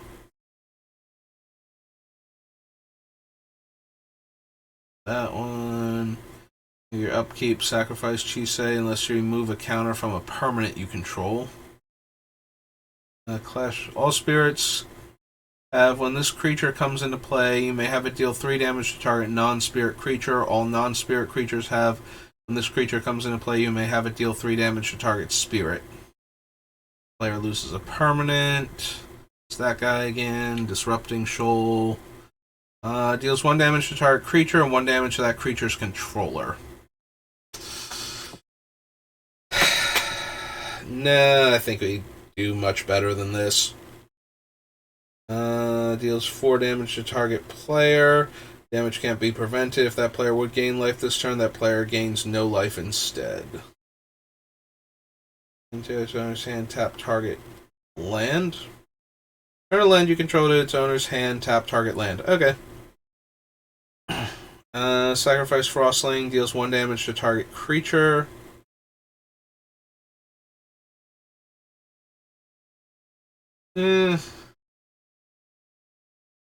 Yeah, we can do better. Like, just Mog Fanatic will be infinitely better than that. Attack each turn if able. Genjus. Unless you play a creature spell this turn. Graveyard from play, make a 1/1 spirit. Deals damage equal to half their life total. Draw cards equal to that spell's converted mana cost. Whenever Higure deals combat damage to a player, you may search your library for a ninja card, reveal it, put it into your hand. You do shuffle, and he makes a ninja unblockable. Probably not worth it. Under play under your control gets +2 power and haste.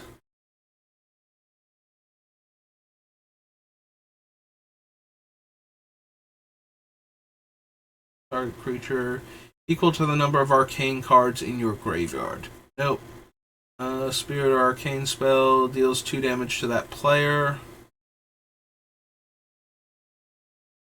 Go to that guy again. Jetting Cloudskate. Touch blocks a creature, return that creature owner's hand at end of combat. Blessing, anytime you can play an instant, and it exiles the thing if it's dealt damage. Switch each creature's power and toughness until end of turn. Target creature with power X or less is unblockable this turn. Counter target spell reveals their hand and discards all cards. Oh, right. The thing that counters the splice effects, like, actually gets them out of the hand. Shinobi deals combat damage. You may return target creature that player controls to owner's hand.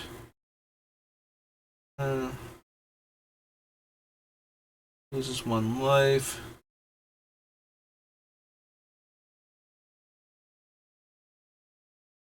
The draw card one is a 2/2. 5/4. Each time target permanent would deal damage this turn, it deals double that damage. Each time target permanent would deal damage to a creature or player this turn, it deals double that damage instead. So that's kind of interesting because we can target specifically our commander and have him deal 4 damage until end of turn every time he would trigger. I don't think that's necessarily going to make it into the deck, but it's one of the few ways we can get to chain from his damage without negating it functionally by raising the damage that we're dealing with our other sources. Blah. So I'll at least consider it. We'll get +2 power. The Moonfolk one lets us play an additional land and has fly. Well, lets us pay 1 and put 2 lands from our hand into play and has flying. Noted that. Noted Quash. Spear Arcane Spell. Remove X key counters. Return target creature with converted mana cost X or less to owner's hand. All artifacts and enchantments to their owner's hand. Draw a card for each spirit you control. 2/2 Bushido 1. Attacks, you may have it deal 1 damage to each creature defending player controls. It's a 5 mana 2/2 though. Like, I actually like that ability on a card in our deck, but not at 5 mana without haste naturally, basically. Like, if it naturally had haste, had a lower casting cost, or was a bigger creature, like any of those 3, I might seriously consider it, but... And it probably still wouldn't make the deck without having a lot more going for it. Deals that much damage to me? No. It's 1/0? No. Shuriken deals 2 damage, and if it wasn't thrown by a ninja, we give it to the player we hit with it. Land you control to owner's hand. Target player puts the top 2 cards of their library into their graveyard. No. Shuffles 4 cards from their graveyard into their library. Play of the Stars is currently banned. Teardrop Kami, tapper on tap target creature. Tendo Icebridge, that which was taken. Threads of Disloyalty. Oils of Night and Day. Tomorrow. If you would draw a card, look at the top 3 cards of your library, put 1 of those cards in your hand and the rest on the bottom of your library in any order. 4 damage to target creature and Splice. You and target opponent each gain control of all creatures the other player controls until end of turn. Untap those creatures. They gain haste until end of turn. Misalas Jeet. Tay. However you want to pronounce it. Which I don't think so. Is unblockable and can't be the target spells or abilities this turn. Has Splice. And Walker of Secret Ways. Return target ninja you control to owner's hand only during your turn. Nope. Okay. Overblaze is kind of interesting for the deck, though, so maybe. That was Betrayers. On to Born of the Gods. Before we come back for Champions. Who knows? Maybe we won't find anything in Born of the Gods that's worth considering. And then we won't have to go back and find Champions to add cards to the list. Untapped, you may pay 3 mana, make a bird enchantment. Cast a spell that targets it, gain control of target creature. Inspired. Deal the top card of your library. If it's an artifact, creature, or land, you may put it onto the battlefield with a manifestation counter on it. Then that permanent is an enchantment in addition to its other types. Gives all my stuff trample and takes away your trample. Flying and flying. 3 damage to target creature or player. Scry 1. Heroic. Target creature you control gains protection from creatures your opponents control until end of turn and untap it. 5/2 Cyclops. Target creature your opponent controls gets -3 power. Nation. Epiphany Storm. Discard a card and draw a card. Nope. Battlefield, draw a card. Enchanted creature doesn't untap during its controller's untap step.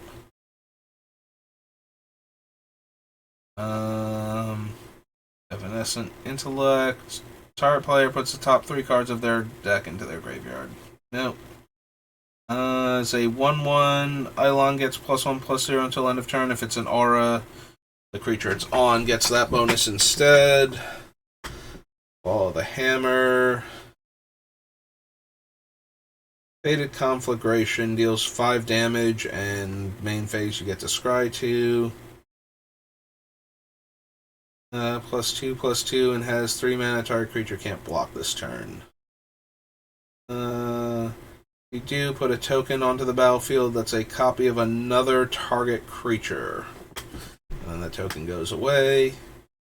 I don't like any of the tribute creatures. 1/1 can't be blocked, and enchanted creature gets +1/+1 and can't be blocked. Still think we can do better than, like, I'm thinking Invisible Stalker, so things in that power range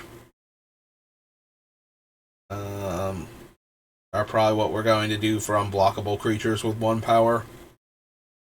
+1/+1 for each other legendary creature you control. 1/1 flying haste attacks every turn if able. 1/3 heroic. Look at the top 3 cards of your library. Reveal an enchantment. No. 2/1 counter target spell with the same name as a card. Exile with Mindweaver. Creature or aura spell. Bestow. Also bestow. 3/1 haste. Tribute 2. Enters the battlefield if tribute was not paid. Rather, you may cast an instant or sorcery from your hand without paying its mana cost. No. Enchant creature has tap, scry 1 and draw a card. Flexing Chimera. 5 damage to each opponent. 3 damage to each of up to 2 target creatures and or players. Destroy target artifact. Tap to bounce. 2/0 and first strike. Whenever an instant or sorcery spell you control deals damage to an opponent, deals that much damage to target creature that player controls.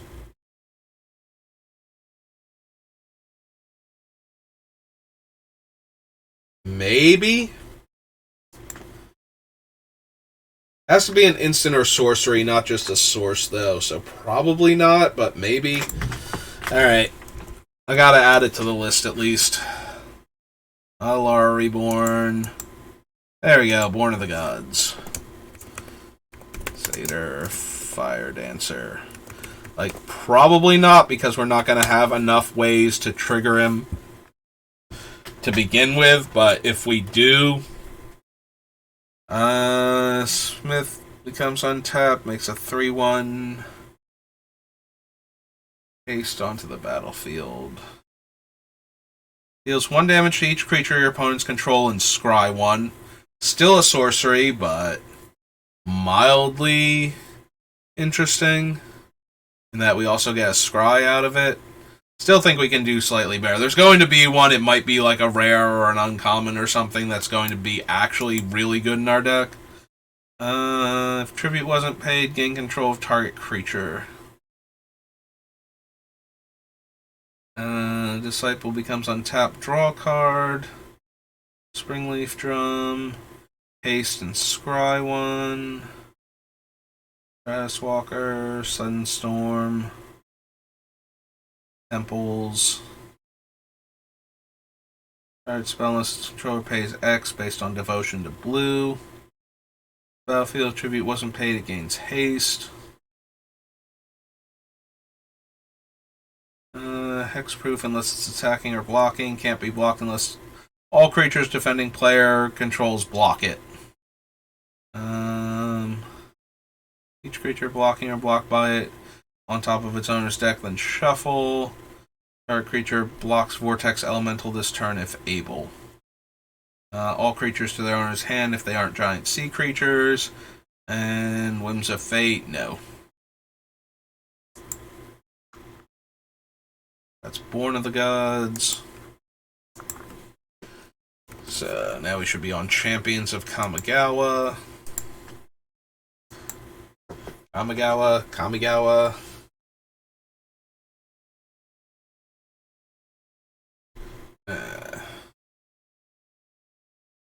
Place a land, gets +2/+0, only once per turn. First strike, and attacking creatures gain first strike.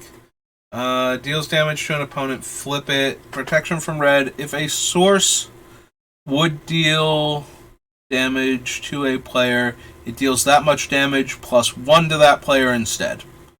Well, since we're already adding 2 damage every time we deal 1, the last thing we want to do is change it to dealing 2 damage and then not triggering the other 2 damage. So, unfortunate. Deals combat damage to a player. That player sacrifices a permanent. Tap an untapped creature you control. Untap enchanted creature. Zombie Lady of Scrolls. Attacks each turn if able. Deals damage to target attacking creature equal to the number of untapped mountains you control. Untap target non-legendary creature and threaten it. Yeah. Deals 2 damage to target creature or player. Permanent named Brothers Yamazaki is in play. +2/+2 and has haste. No to that one. No to that one. Consuming Vortex. Place onto Arcane. No. 6 damage to target creature that was dealt damage this turn. I mean, I don't think so. This controller pays 3. Puts the top 4 cards in splices. Adds 3 mana and splices. Any number of spirits. +3/+0 until end of turn. An additional +3 for each spirit. Every play Spear Arcane spell deals 2 damage to each creature without flying. Arcane card, no. It's put into a graveyard from play. It deals damage to target creature or player equal to the number of Zubara that are put into all graveyards from play this turn. Meh. Like, it is a 1/2, and it will functionally deal 3 damage with our commander, and then when it dies, is it to target creature or player, so it would deal 3 damage also. That's still not amazing, I don't think. Like, it's not terrible, but since we don't have any control over it dying, that kind of weakens it.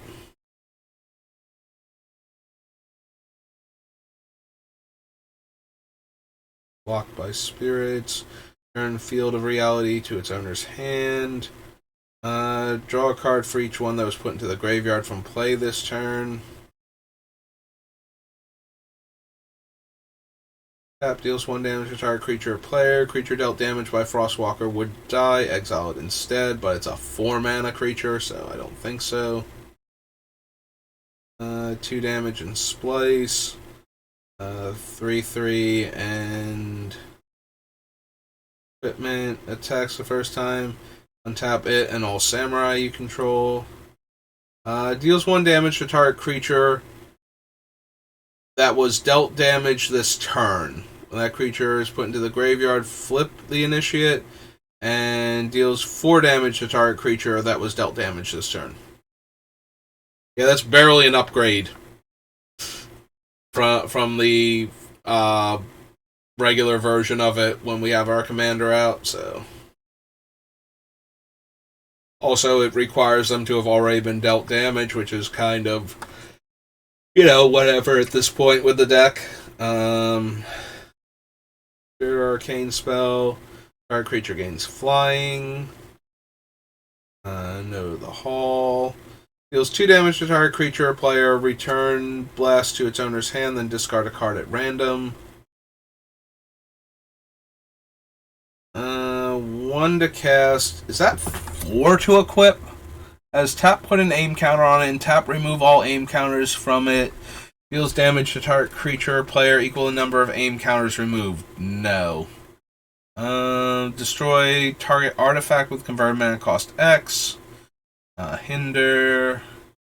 Counter target spell if it has the same converted mana cost as the discarded card. Counter target spirit or arcane spell. Does not untap. As long as it remains tapped, target creature you control other than guard can't be the target of spells or abilities. Deals damage to target creature or player equal to the number of shrines you control.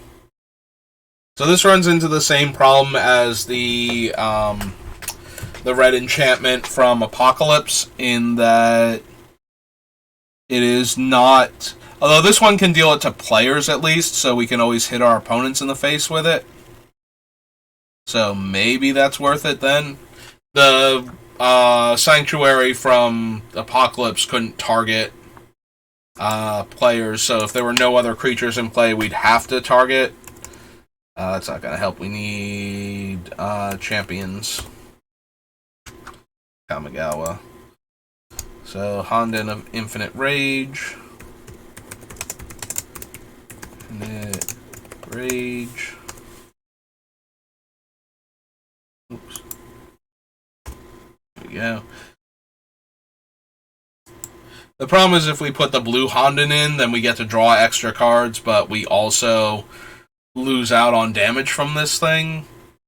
So I don't think we want the blue Honden. Excuse me. Wow. I don't think we want the blue Honden in our deck, but maybe. Personal Howling Mines are always nice.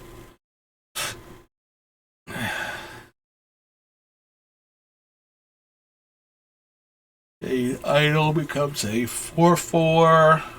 Get lands from our deck. Draw a card. Then if we have 9 or more cards in our hand, flip it. And target player draws X cards, where X is the number of cards in my hand. Can't block this turn. Turn target creature you control to owner's hand. Kiga. Jiki Jiki.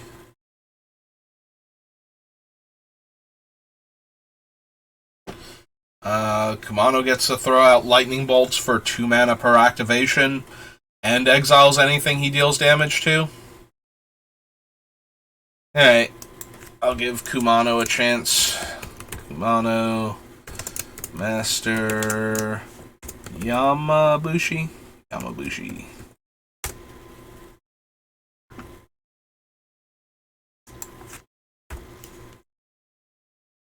Both Kuman and Kumano.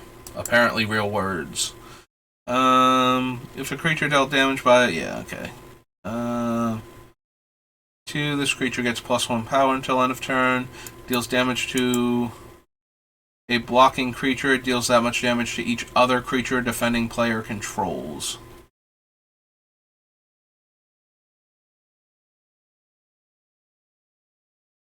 So if we put this on a creature and it attacks and they block,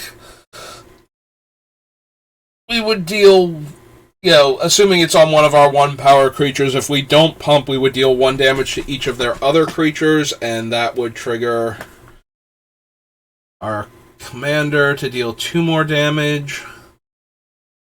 Probably still don't need that. It's 3 to cast, 3 to equip, and I think we can do better than that. Flying until end of turn. Any number of lands, add 1 for each sacrificed land. Return a land to owner's hand, make a 1/1 blue illusion with flying. So technically Meliku's making a bunch of, high damaging flyers. If we put him in, I suppose I could consider that. We probably won't run him, though. Meliku, the Clouded Mirror. I can't imagine we're going to have a good enough setup where we want to keep bouncing our own lands to keep him going. If we find a legendary creature that taps to deal a damage, we might want Minimo. Pool at Water's Edge.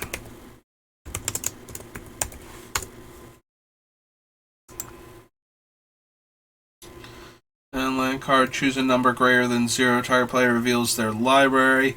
That library contains exactly the chosen number of the name card. Deals 8 damage to that player, then that player shuffles their library. Remove the top card of your library from the game face down. No. Don't think we want the Meosians. Destroy all lands. Draw cards equal. Draw a card for each permanent you control. Yeah, I don't think so. Anytime you can play an instant, comes in play, tap enchanted creature. Enchanted creature doesn't untap. Deals 1 damage to target spirit. Nope. You had me right up until the target was spirit and not, anything else. Spirit Arcane spell, destroy target non-basic land. Sacrifice Pain Kami, deals X damage to target creature. Turn all creatures you control to their owner's hand. No. Tap or untap target permanent. Reach through mist. Reweave. 1/4, 2/2. 5 damage to each creature without flying. No. Sensei's top. Probably. It's me. So, statistically speaking, we want the divining top.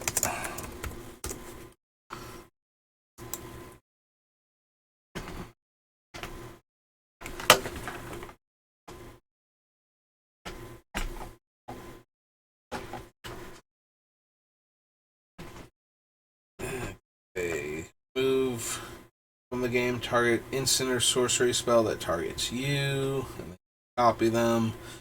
Comes in play, sacrifice any number of permanents. Comes in play with that many +1/+1 counters on it.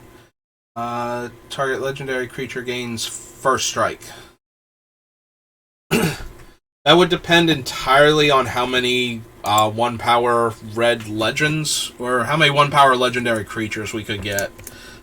But I think blood-soaked keep. Shizo, sideswipe. 2 cards, discard a card. 3/3, play a Spirit Arcane spell, you may draw a card. 3 Mountain Walk. Flying, return a land to owner's hand, draw a card, then discard a card. Return a land you control to its owner's hand, target creature with power 2 or less is unblockable. Return 3 lands, return target creature to owner's hand. Return a land you control to owner's hand, target creature you control can't be the target spells or abilities this turn. Go to owner's hand, counter target spell unless its controller pays 3. Return 2 lands to owner's hand, discard your hand, and then draw that many cards. Spirit Arcane spell deals 1 damage to target creature. It's 5 mana, and we would have to have spirits, and I already have a thing that cares about humans, and another one that cares about dice rolling. If we get enough spirits, I will remember that there's a creature that cares when we cast a spirit or arcane spell, and come find this guy again. Play Soul Blast, sacrifice all creatures you control, deals damage to target creature or player equal to the total power of all sacrificed creatures. Counters an activated ability and you draw a card. Strange Inversion. Switch target creature's power and toughness until end of turn. When it has flying, flip it. My creatures have flying. Comes into play, choose a color word. All instances of color words on spells and permanents become the chosen color word.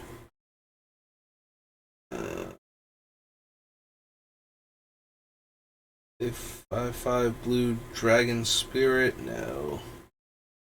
Spirit Arcane spell, tap or untap target creature. Gets +1/+1 as long as it's legendary. Gets an additional +2/+2. Oh, +1/+1 if it's legendary, +2/+2, and if it's red, it has trample. Yeah, I don't think I care about making our commander a 5/6 trampler. I'm pretty sure he can shoot enough things that I don't really need to worry about anything else. No, through the breach. One or more creatures blocks, flip a coin. Sacrifices all. Otherwise, the attacking player sacrifices the blocking creatures.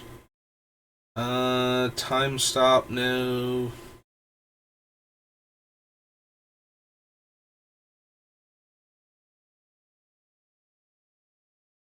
Alright, that's that thing again.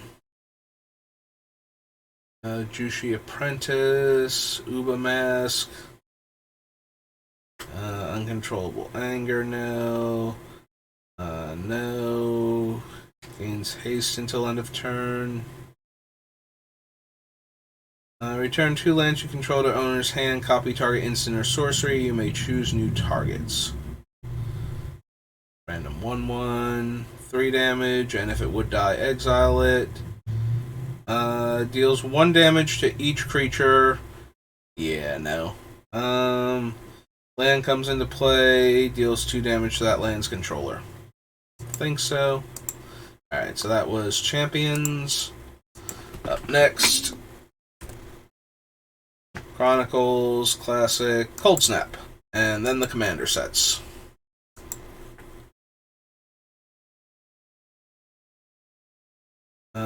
Wind form, flying, and snow in 1. Target creature loses flying until end of turn. Arkham's a 2/2. Creature's controller sacrifices it, so we would need artifact creatures, and he would go get non-creature artifacts. Snowland becomes a 2/2, plus X plus 0 and draw a card. 3/2 that messes up blocking. Braid of Fire, which I don't think we have.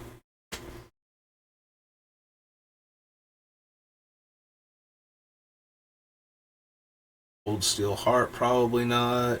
Commandeer. Counterbalance. Destroy target plains or island, deals 3 damage to that land's controller. Dark Depths, the Daryl, or Drellnock. Becomes blocked, you may draw 2 cards. It's cumulative upkeep that requires green. Ash Freeze, Frost Marsh, Frost Raptor, Frozen Solid, Fury of the Horde. Tap all creatures that attack this turn, then you get an additional combat step. From Snow Creatures, target creature can't block. Gains haste. Can't be blocked by creatures with flying. Gets +0/+2 and gains red. This gets +1/+0 until end of turn and is a 4/4. Return target permanent to its owner's hand only if you control 4 more snow cards.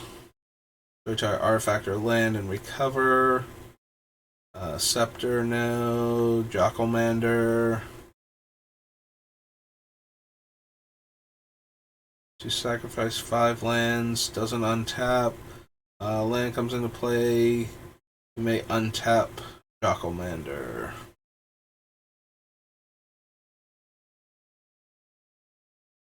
Cumulative upkeep, flip a coin. Whenever you win a coin flip, it deals 1 damage.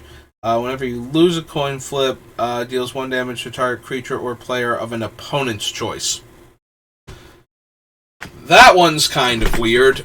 So obviously they can just kill our stuff when we lose flips. Unless they don't want to.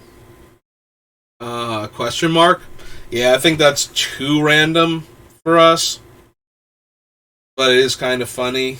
Wolverine becomes blocked. You may have it deal 1 damage to target creature or player. So we could always deal the damage to the thing that's blocking it and maybe kill it before it kills the Wolverine. It also can kill 6 toughness creatures this way, which makes blocking it unfavorable. Unless it's going to be like a 4 toughness creature blocking it, we would actually just barely be able to kill the 4 toughness creature, so. Or we wouldn't be able to deal damage to anything else while killing the 4 toughness creature, and we would still lose the Wolverine. I can't imagine. Oh, excuse me, that's actually good enough, similar to the human that has that effect. I know we're going to find something that does this that's actually worth considering, but I don't think this is it. I don't think. Maybe it'll turn out to be. The target creature where X is 3 plus the number of charge counters. Right, that thing.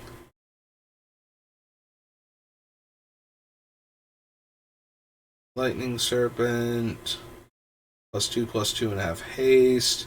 Cumulative upkeep 1. At the end of your turn, Magmatic Core deals X damage divided as you choose among any number of target creatures where X is the number of age counters on it.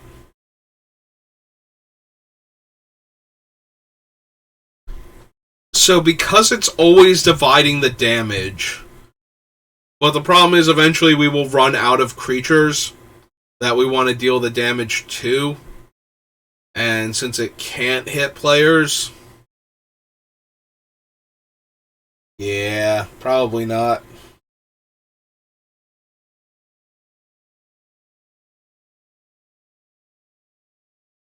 No to the Martyrs. No to the Bauble, I think. Ronan. Snow creature gains first strike. Sacrifice a creature. Blood Painter deals 1 damage to target creature or player. I don't think that's good enough. If it didn't tap to do it, like, I'd rather have Goblin Bombardment than this guy. So, like, I might have been interested if he didn't tap to do it, if he was like 1 mana, sacrifice it, deal the damage, but since he's not, I don't think so. Go to those.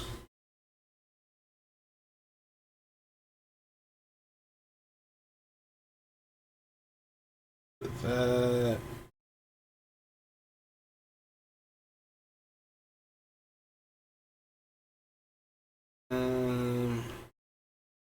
Counter target activate ability, play this ability only if you control 4 or more snow permanents. And untap target permanent only if you control 4 or more snow. Okay. Red mana. This thing is a 5/6. Requires the opponent to have snow things. Oh, it essentially has snow home. Okay. Care about that. Not running Scred. All the snow lands. Ripple 4. Return target permanent to owner's hand. Deal 2 damage to target creature or player. Cumulative upkeep 2. Tap, draw 2 cards, and put a card from your hand on top of your library. That. The Thermopod. And cumulative upkeep, discard a card. Was put into a graveyard from play, draw a card for each age counter on it. Cold Snap. Alright, after Cold Snap, we get the Commander sets. So, Commander 2013. Sure. Let's try and power through a few of these while I still have a bit of time.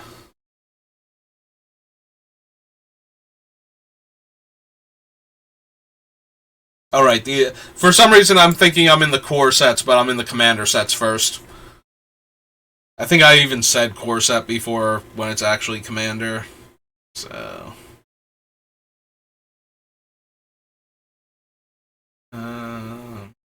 So far, no.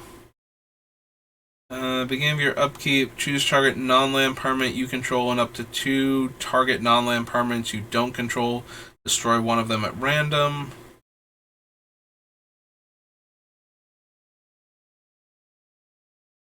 Carnage Altar, Charmbreaker Devils, Contested Cliffs, Crater Hillian, Curse of Chaos. Attacks enchant player with 1 or more creatures. The attacking player may discard a card. If that player does, they draw a card. Attacks enchanted player with one or more creatures. The attacking player may tap or untap target permanent of their choice. Don't think we care about any of that. Whenever Diviner Spirit deals combat damage to a player, you and that player each draw that many cards. Exchange control of 2 target non-legendary creatures. You can't activate this ability during combat.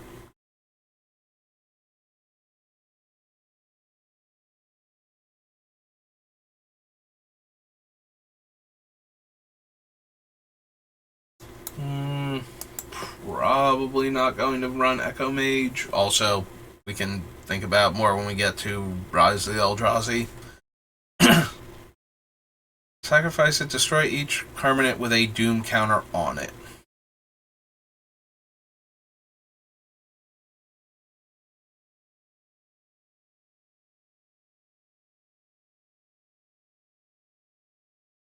Destroy all non-basic lands. For each land destroyed this way, its controller may search their library for a basic land and put it onto the battlefield. And each player who searched this way shuffles their library.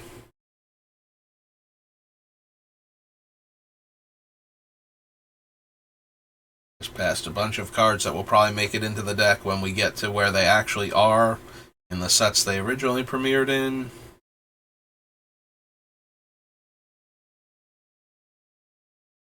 Attacking creatures from combat and untap them. After this phase, there is an additional combat phase.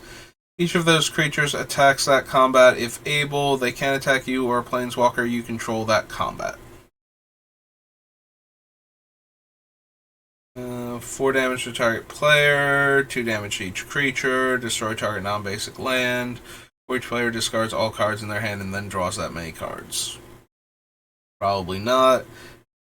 And I really wish I could organize these things so I'd stop seeing all the cards from other sets and start thinking about, whether or not I would include them. For each opponent, gain control of up to 1 target creature that player controls. Untap them, they gain haste. I think so.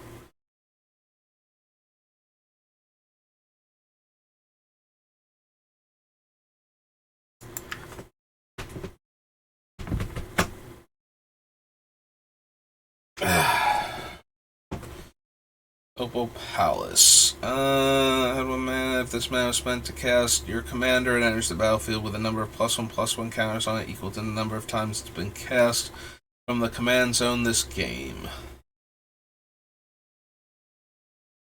Choose left or right, starting with you and proceeding in the chosen direction. Each player chooses a creature controlled by the next player in that direction. Each player gains control of the creature that they chose. Nope. Prosperity, Raven Familiar. Enters the battlefield. Oh, is Raven Familiar a reprint from actual Urza's block? Why am I blanking so hard on this? It feels like it is. Yeah, it's from Urza's Legacy. Okay. Like, it's been so long since I've actually seen this thing that I genuinely forgot. Like, I'm looking at it going, this is a reprint, right? Like, this is actually from Urza's block? And yes, it is. And now I feel a bit better.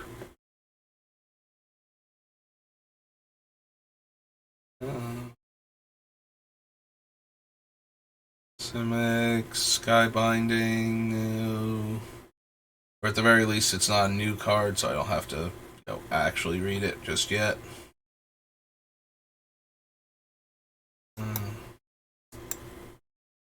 Deals X damage to each creature of the chosen color.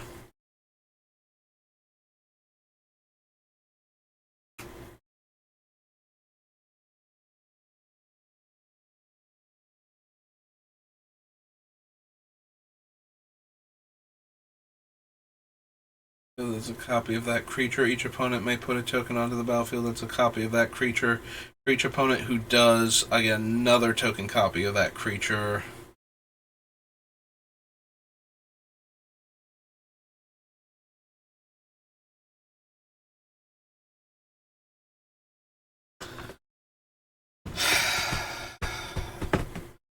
With Goblin Bombardment, this sort of thing would get very out of hand very quickly. But I don't think anybody's going to be foolish enough to give us the tokens at that point. But if they don't take the tokens, then we can just attack them for lethal, so... But we'll probably be able to attack them for lethal anyway when we get the other set of them, so... I don't think that's particularly helping anyone. Yeah. Yeah, no, the more I look at that, the more I go, not actually gonna do anything. Number of lands defending player controls. Nope. It's the Flying Prodigal Sorcerer. Don't think we want Tidal Force. True Name Nemesis.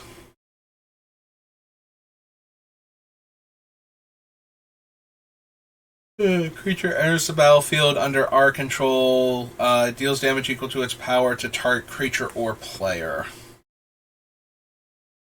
I mean, I am looking for a lot of 1-power creatures, so that way they deal their damage anyway.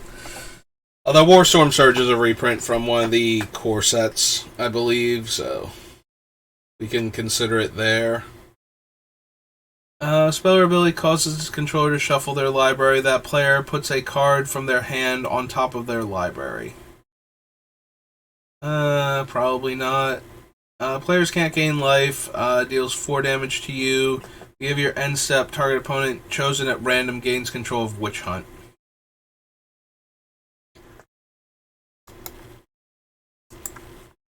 Oops. Alright, so that was Commander 2013, Commander 2014. Yeah, let's see if we can power through a bunch of these before I have to quit for the day.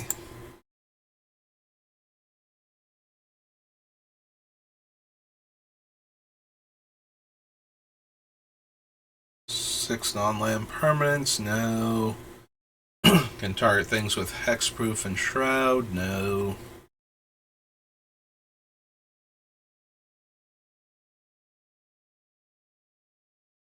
Takes 2 1/1s. Choose 2 players. If a source controlled by one of the chosen players would deal damage to the other chosen player or a permanent that player controls, that source deals double that damage to that player or permanent instead.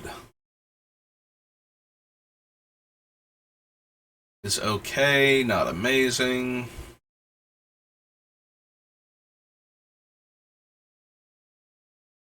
Cast it from your hand, tap all non-blue creatures. Those creatures don't untap during their controller's next untap step.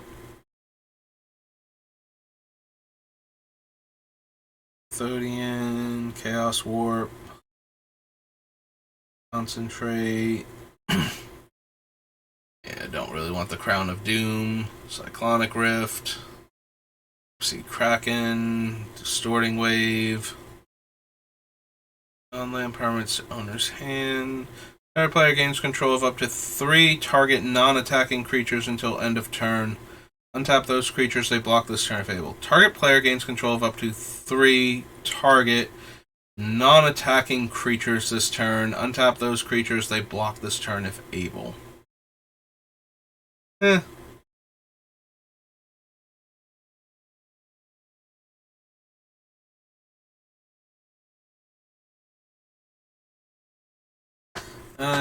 Dual Caster Mage to copy an instant or sorcery.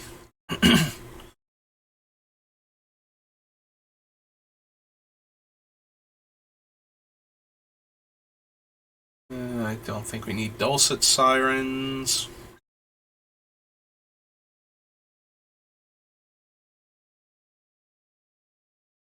Feldon. Put a token on the battlefield that's a copy of target creature in my graveyard, except it's an artifact. In addition to its other types, it gains haste and sacrifice at the beginning of the next end step.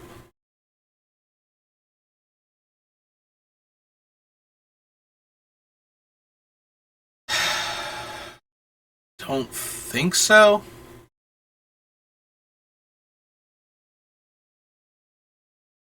It's not terrible, but it's also not amazing.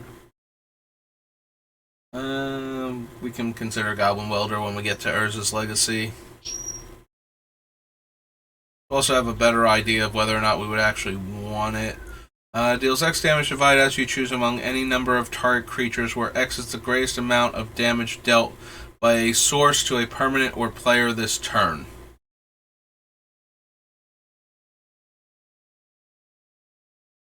Where X is the greatest amount of damage dealt by a source to a permanent or player this turn.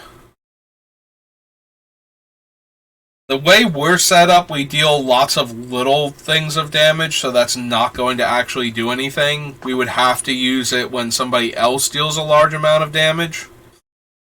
For each player, Incite Rebellion deals damage to that player, and each creature that player controls equal to the number of creatures they control. I think so.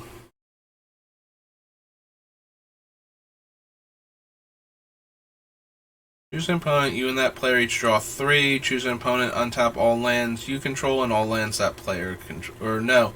All non-land permanents you control and all non-land permanents they control. Okay. Actual game text. Junk Diver, Liquid Metal Coating, War Seeker Stone, Oxidon Warhammer is +3/+0 trample and lifelink. Okay. Yeah, like I said, it's been a while since I've actually cast a Warhammer.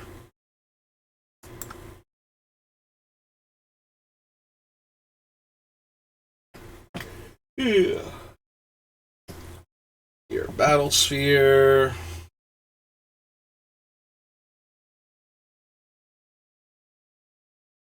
I think I want Mirror Sire or Retriever.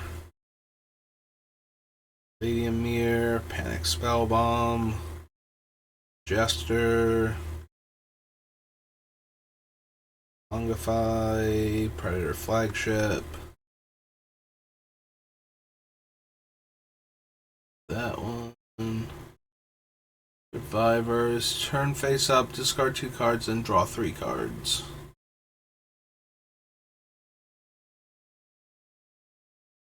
Ruby Medallion, Rush of Knowledge, Scrap Mastery. Does all artifacts from their graveyards, then puts all artifacts, then sacrifices all their artifacts and puts all the ones that were exiled into play. So, artifact-based Living Death. Seagate Oracle, maybe down the line. Raider, Soul Ring, bunch of Sphinxes. This is the Spine of Ishsa. Nope. 6 damage to each creature. No. Each player puts the top 3 cards of their library into their graveyard. Exile up to 2 creature cards.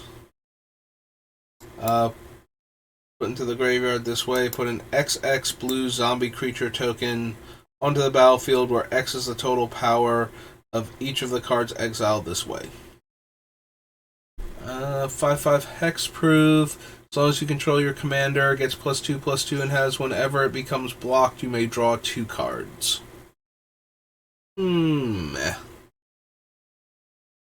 Stroke of Genius, Teferi, Grand Dynamo, Trading Post, Tuk Tuk, a Turn to Frog, Tyrant's Familiar, and has whenever Tyrant's Familiar attacks, it deals 7 damage to target creature defending player controls.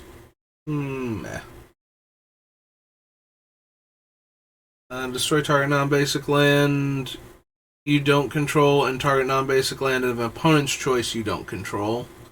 7 damage to target creature you don't control and 7 damage to target creature of an opponent's choice you don't control. Not the worst, but I still think not. All creatures attack each combat if able. Attacking creatures get +1/+0 until end of turn. Battlefield, draw 2 cards. At the beginning of each player's draw step, that player draws an additional card. At the beginning of your draw step, draw 2 additional cards.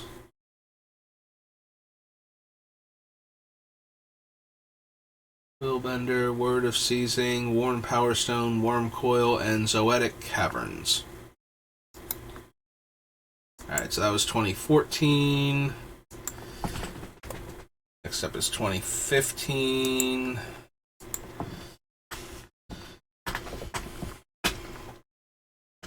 Oh, oops. We have 2014 there. 2015.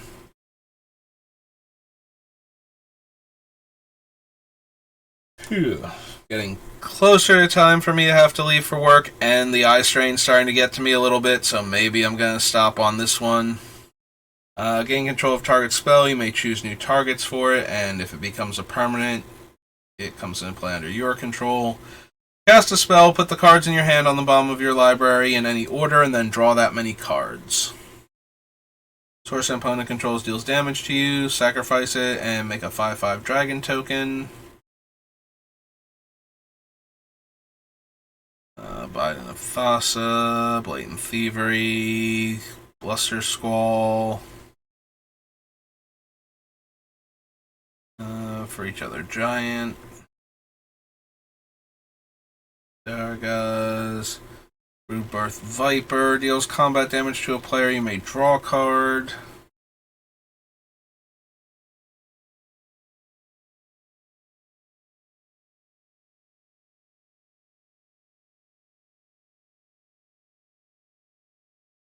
X damage to each of them. Can't be countered by spells or abilities. Counter target spell you don't control.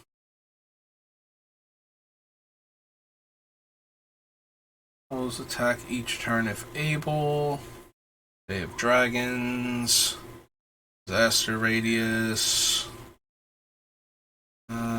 Damage to a player. Exile that many cards from the top of my library, and I may play non-land cards exiled this way this turn.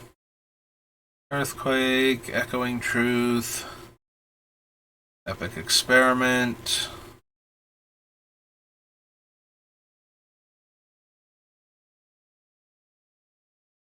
Graveyard, 3/6 Cascade for 4, 5, 6 mana, and then 3 mana to bounce it. Fiery Confluence, 1 damage to each creature, 2 damage to each opponent. So the 1 damage to each creature would kill all of the things the first, like would kill our commander the first time, because he would deal 2 damage to himself, since he apparently has no problem doing that. And so yeah, so the rest of Fiery Confluence is kind of whatever at that point. You may have Gigantoplasm enter the battlefield as a copy of any creature on the battlefield, except it gains X. This creature has base power and toughness XX. Electromancer, Hamletback Goliath, Fist, Hostility. Specifically has to be a spell. Okay. The spell or ability would get pretty out of hand pretty quickly with that. Inferno Titan, when we get to the thing, probably makes it in. You know, throw around 3 lightning bolts a turn seems pretty good. And each player. Don't think we want Magus of the Wheel. Not sure if we're in the mood for Melik yet. Mystics of the Ismagus and Mystics' Mastery. Think so. I don't think so. Maybe. But probably not. I don't think we're going to be loading up on the really high casting cost instants and sorceries for this deck. We're more interested in cheap, efficient ones that deal a damage thrown around to each of up to multiple target permanents. So, while we will have a couple of expensive spells, like the Pyrokinesis most likely, don't think we're going to have quite enough targets for Rite of the Raging Storm. Creatures named Lightning Rager can attack you or planeswalkers you control at the beginning of each player's upkeep. That player gets a 5/1 Lightning Rager token that has Trample and Haste, and at the beginning of the end step, sacrifice this creature. Meh, for what we're doing anyway. Combat damage to a player. That player loses half their life rounded up. Think so, but...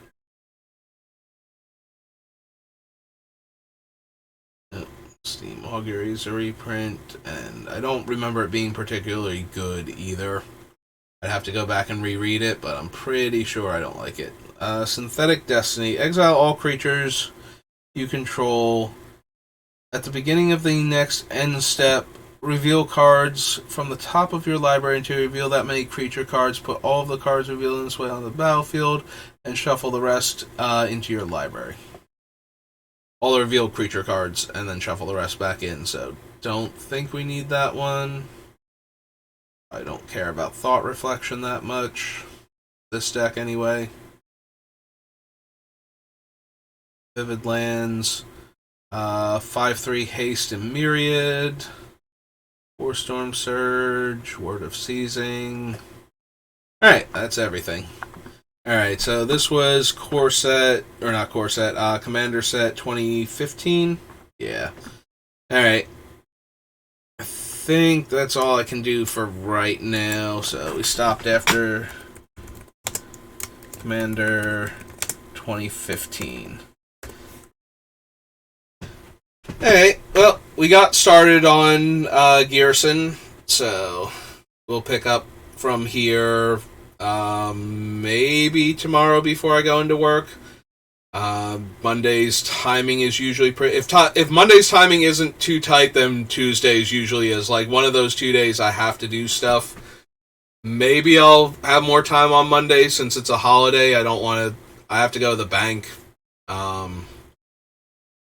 So I might just wait until Tuesday to do like my food shopping and whatnot, but either way, that's going to do it for me today. So thanks for watching. Thanks to our new follow, and I will see you all next time. Have a good rest of your day.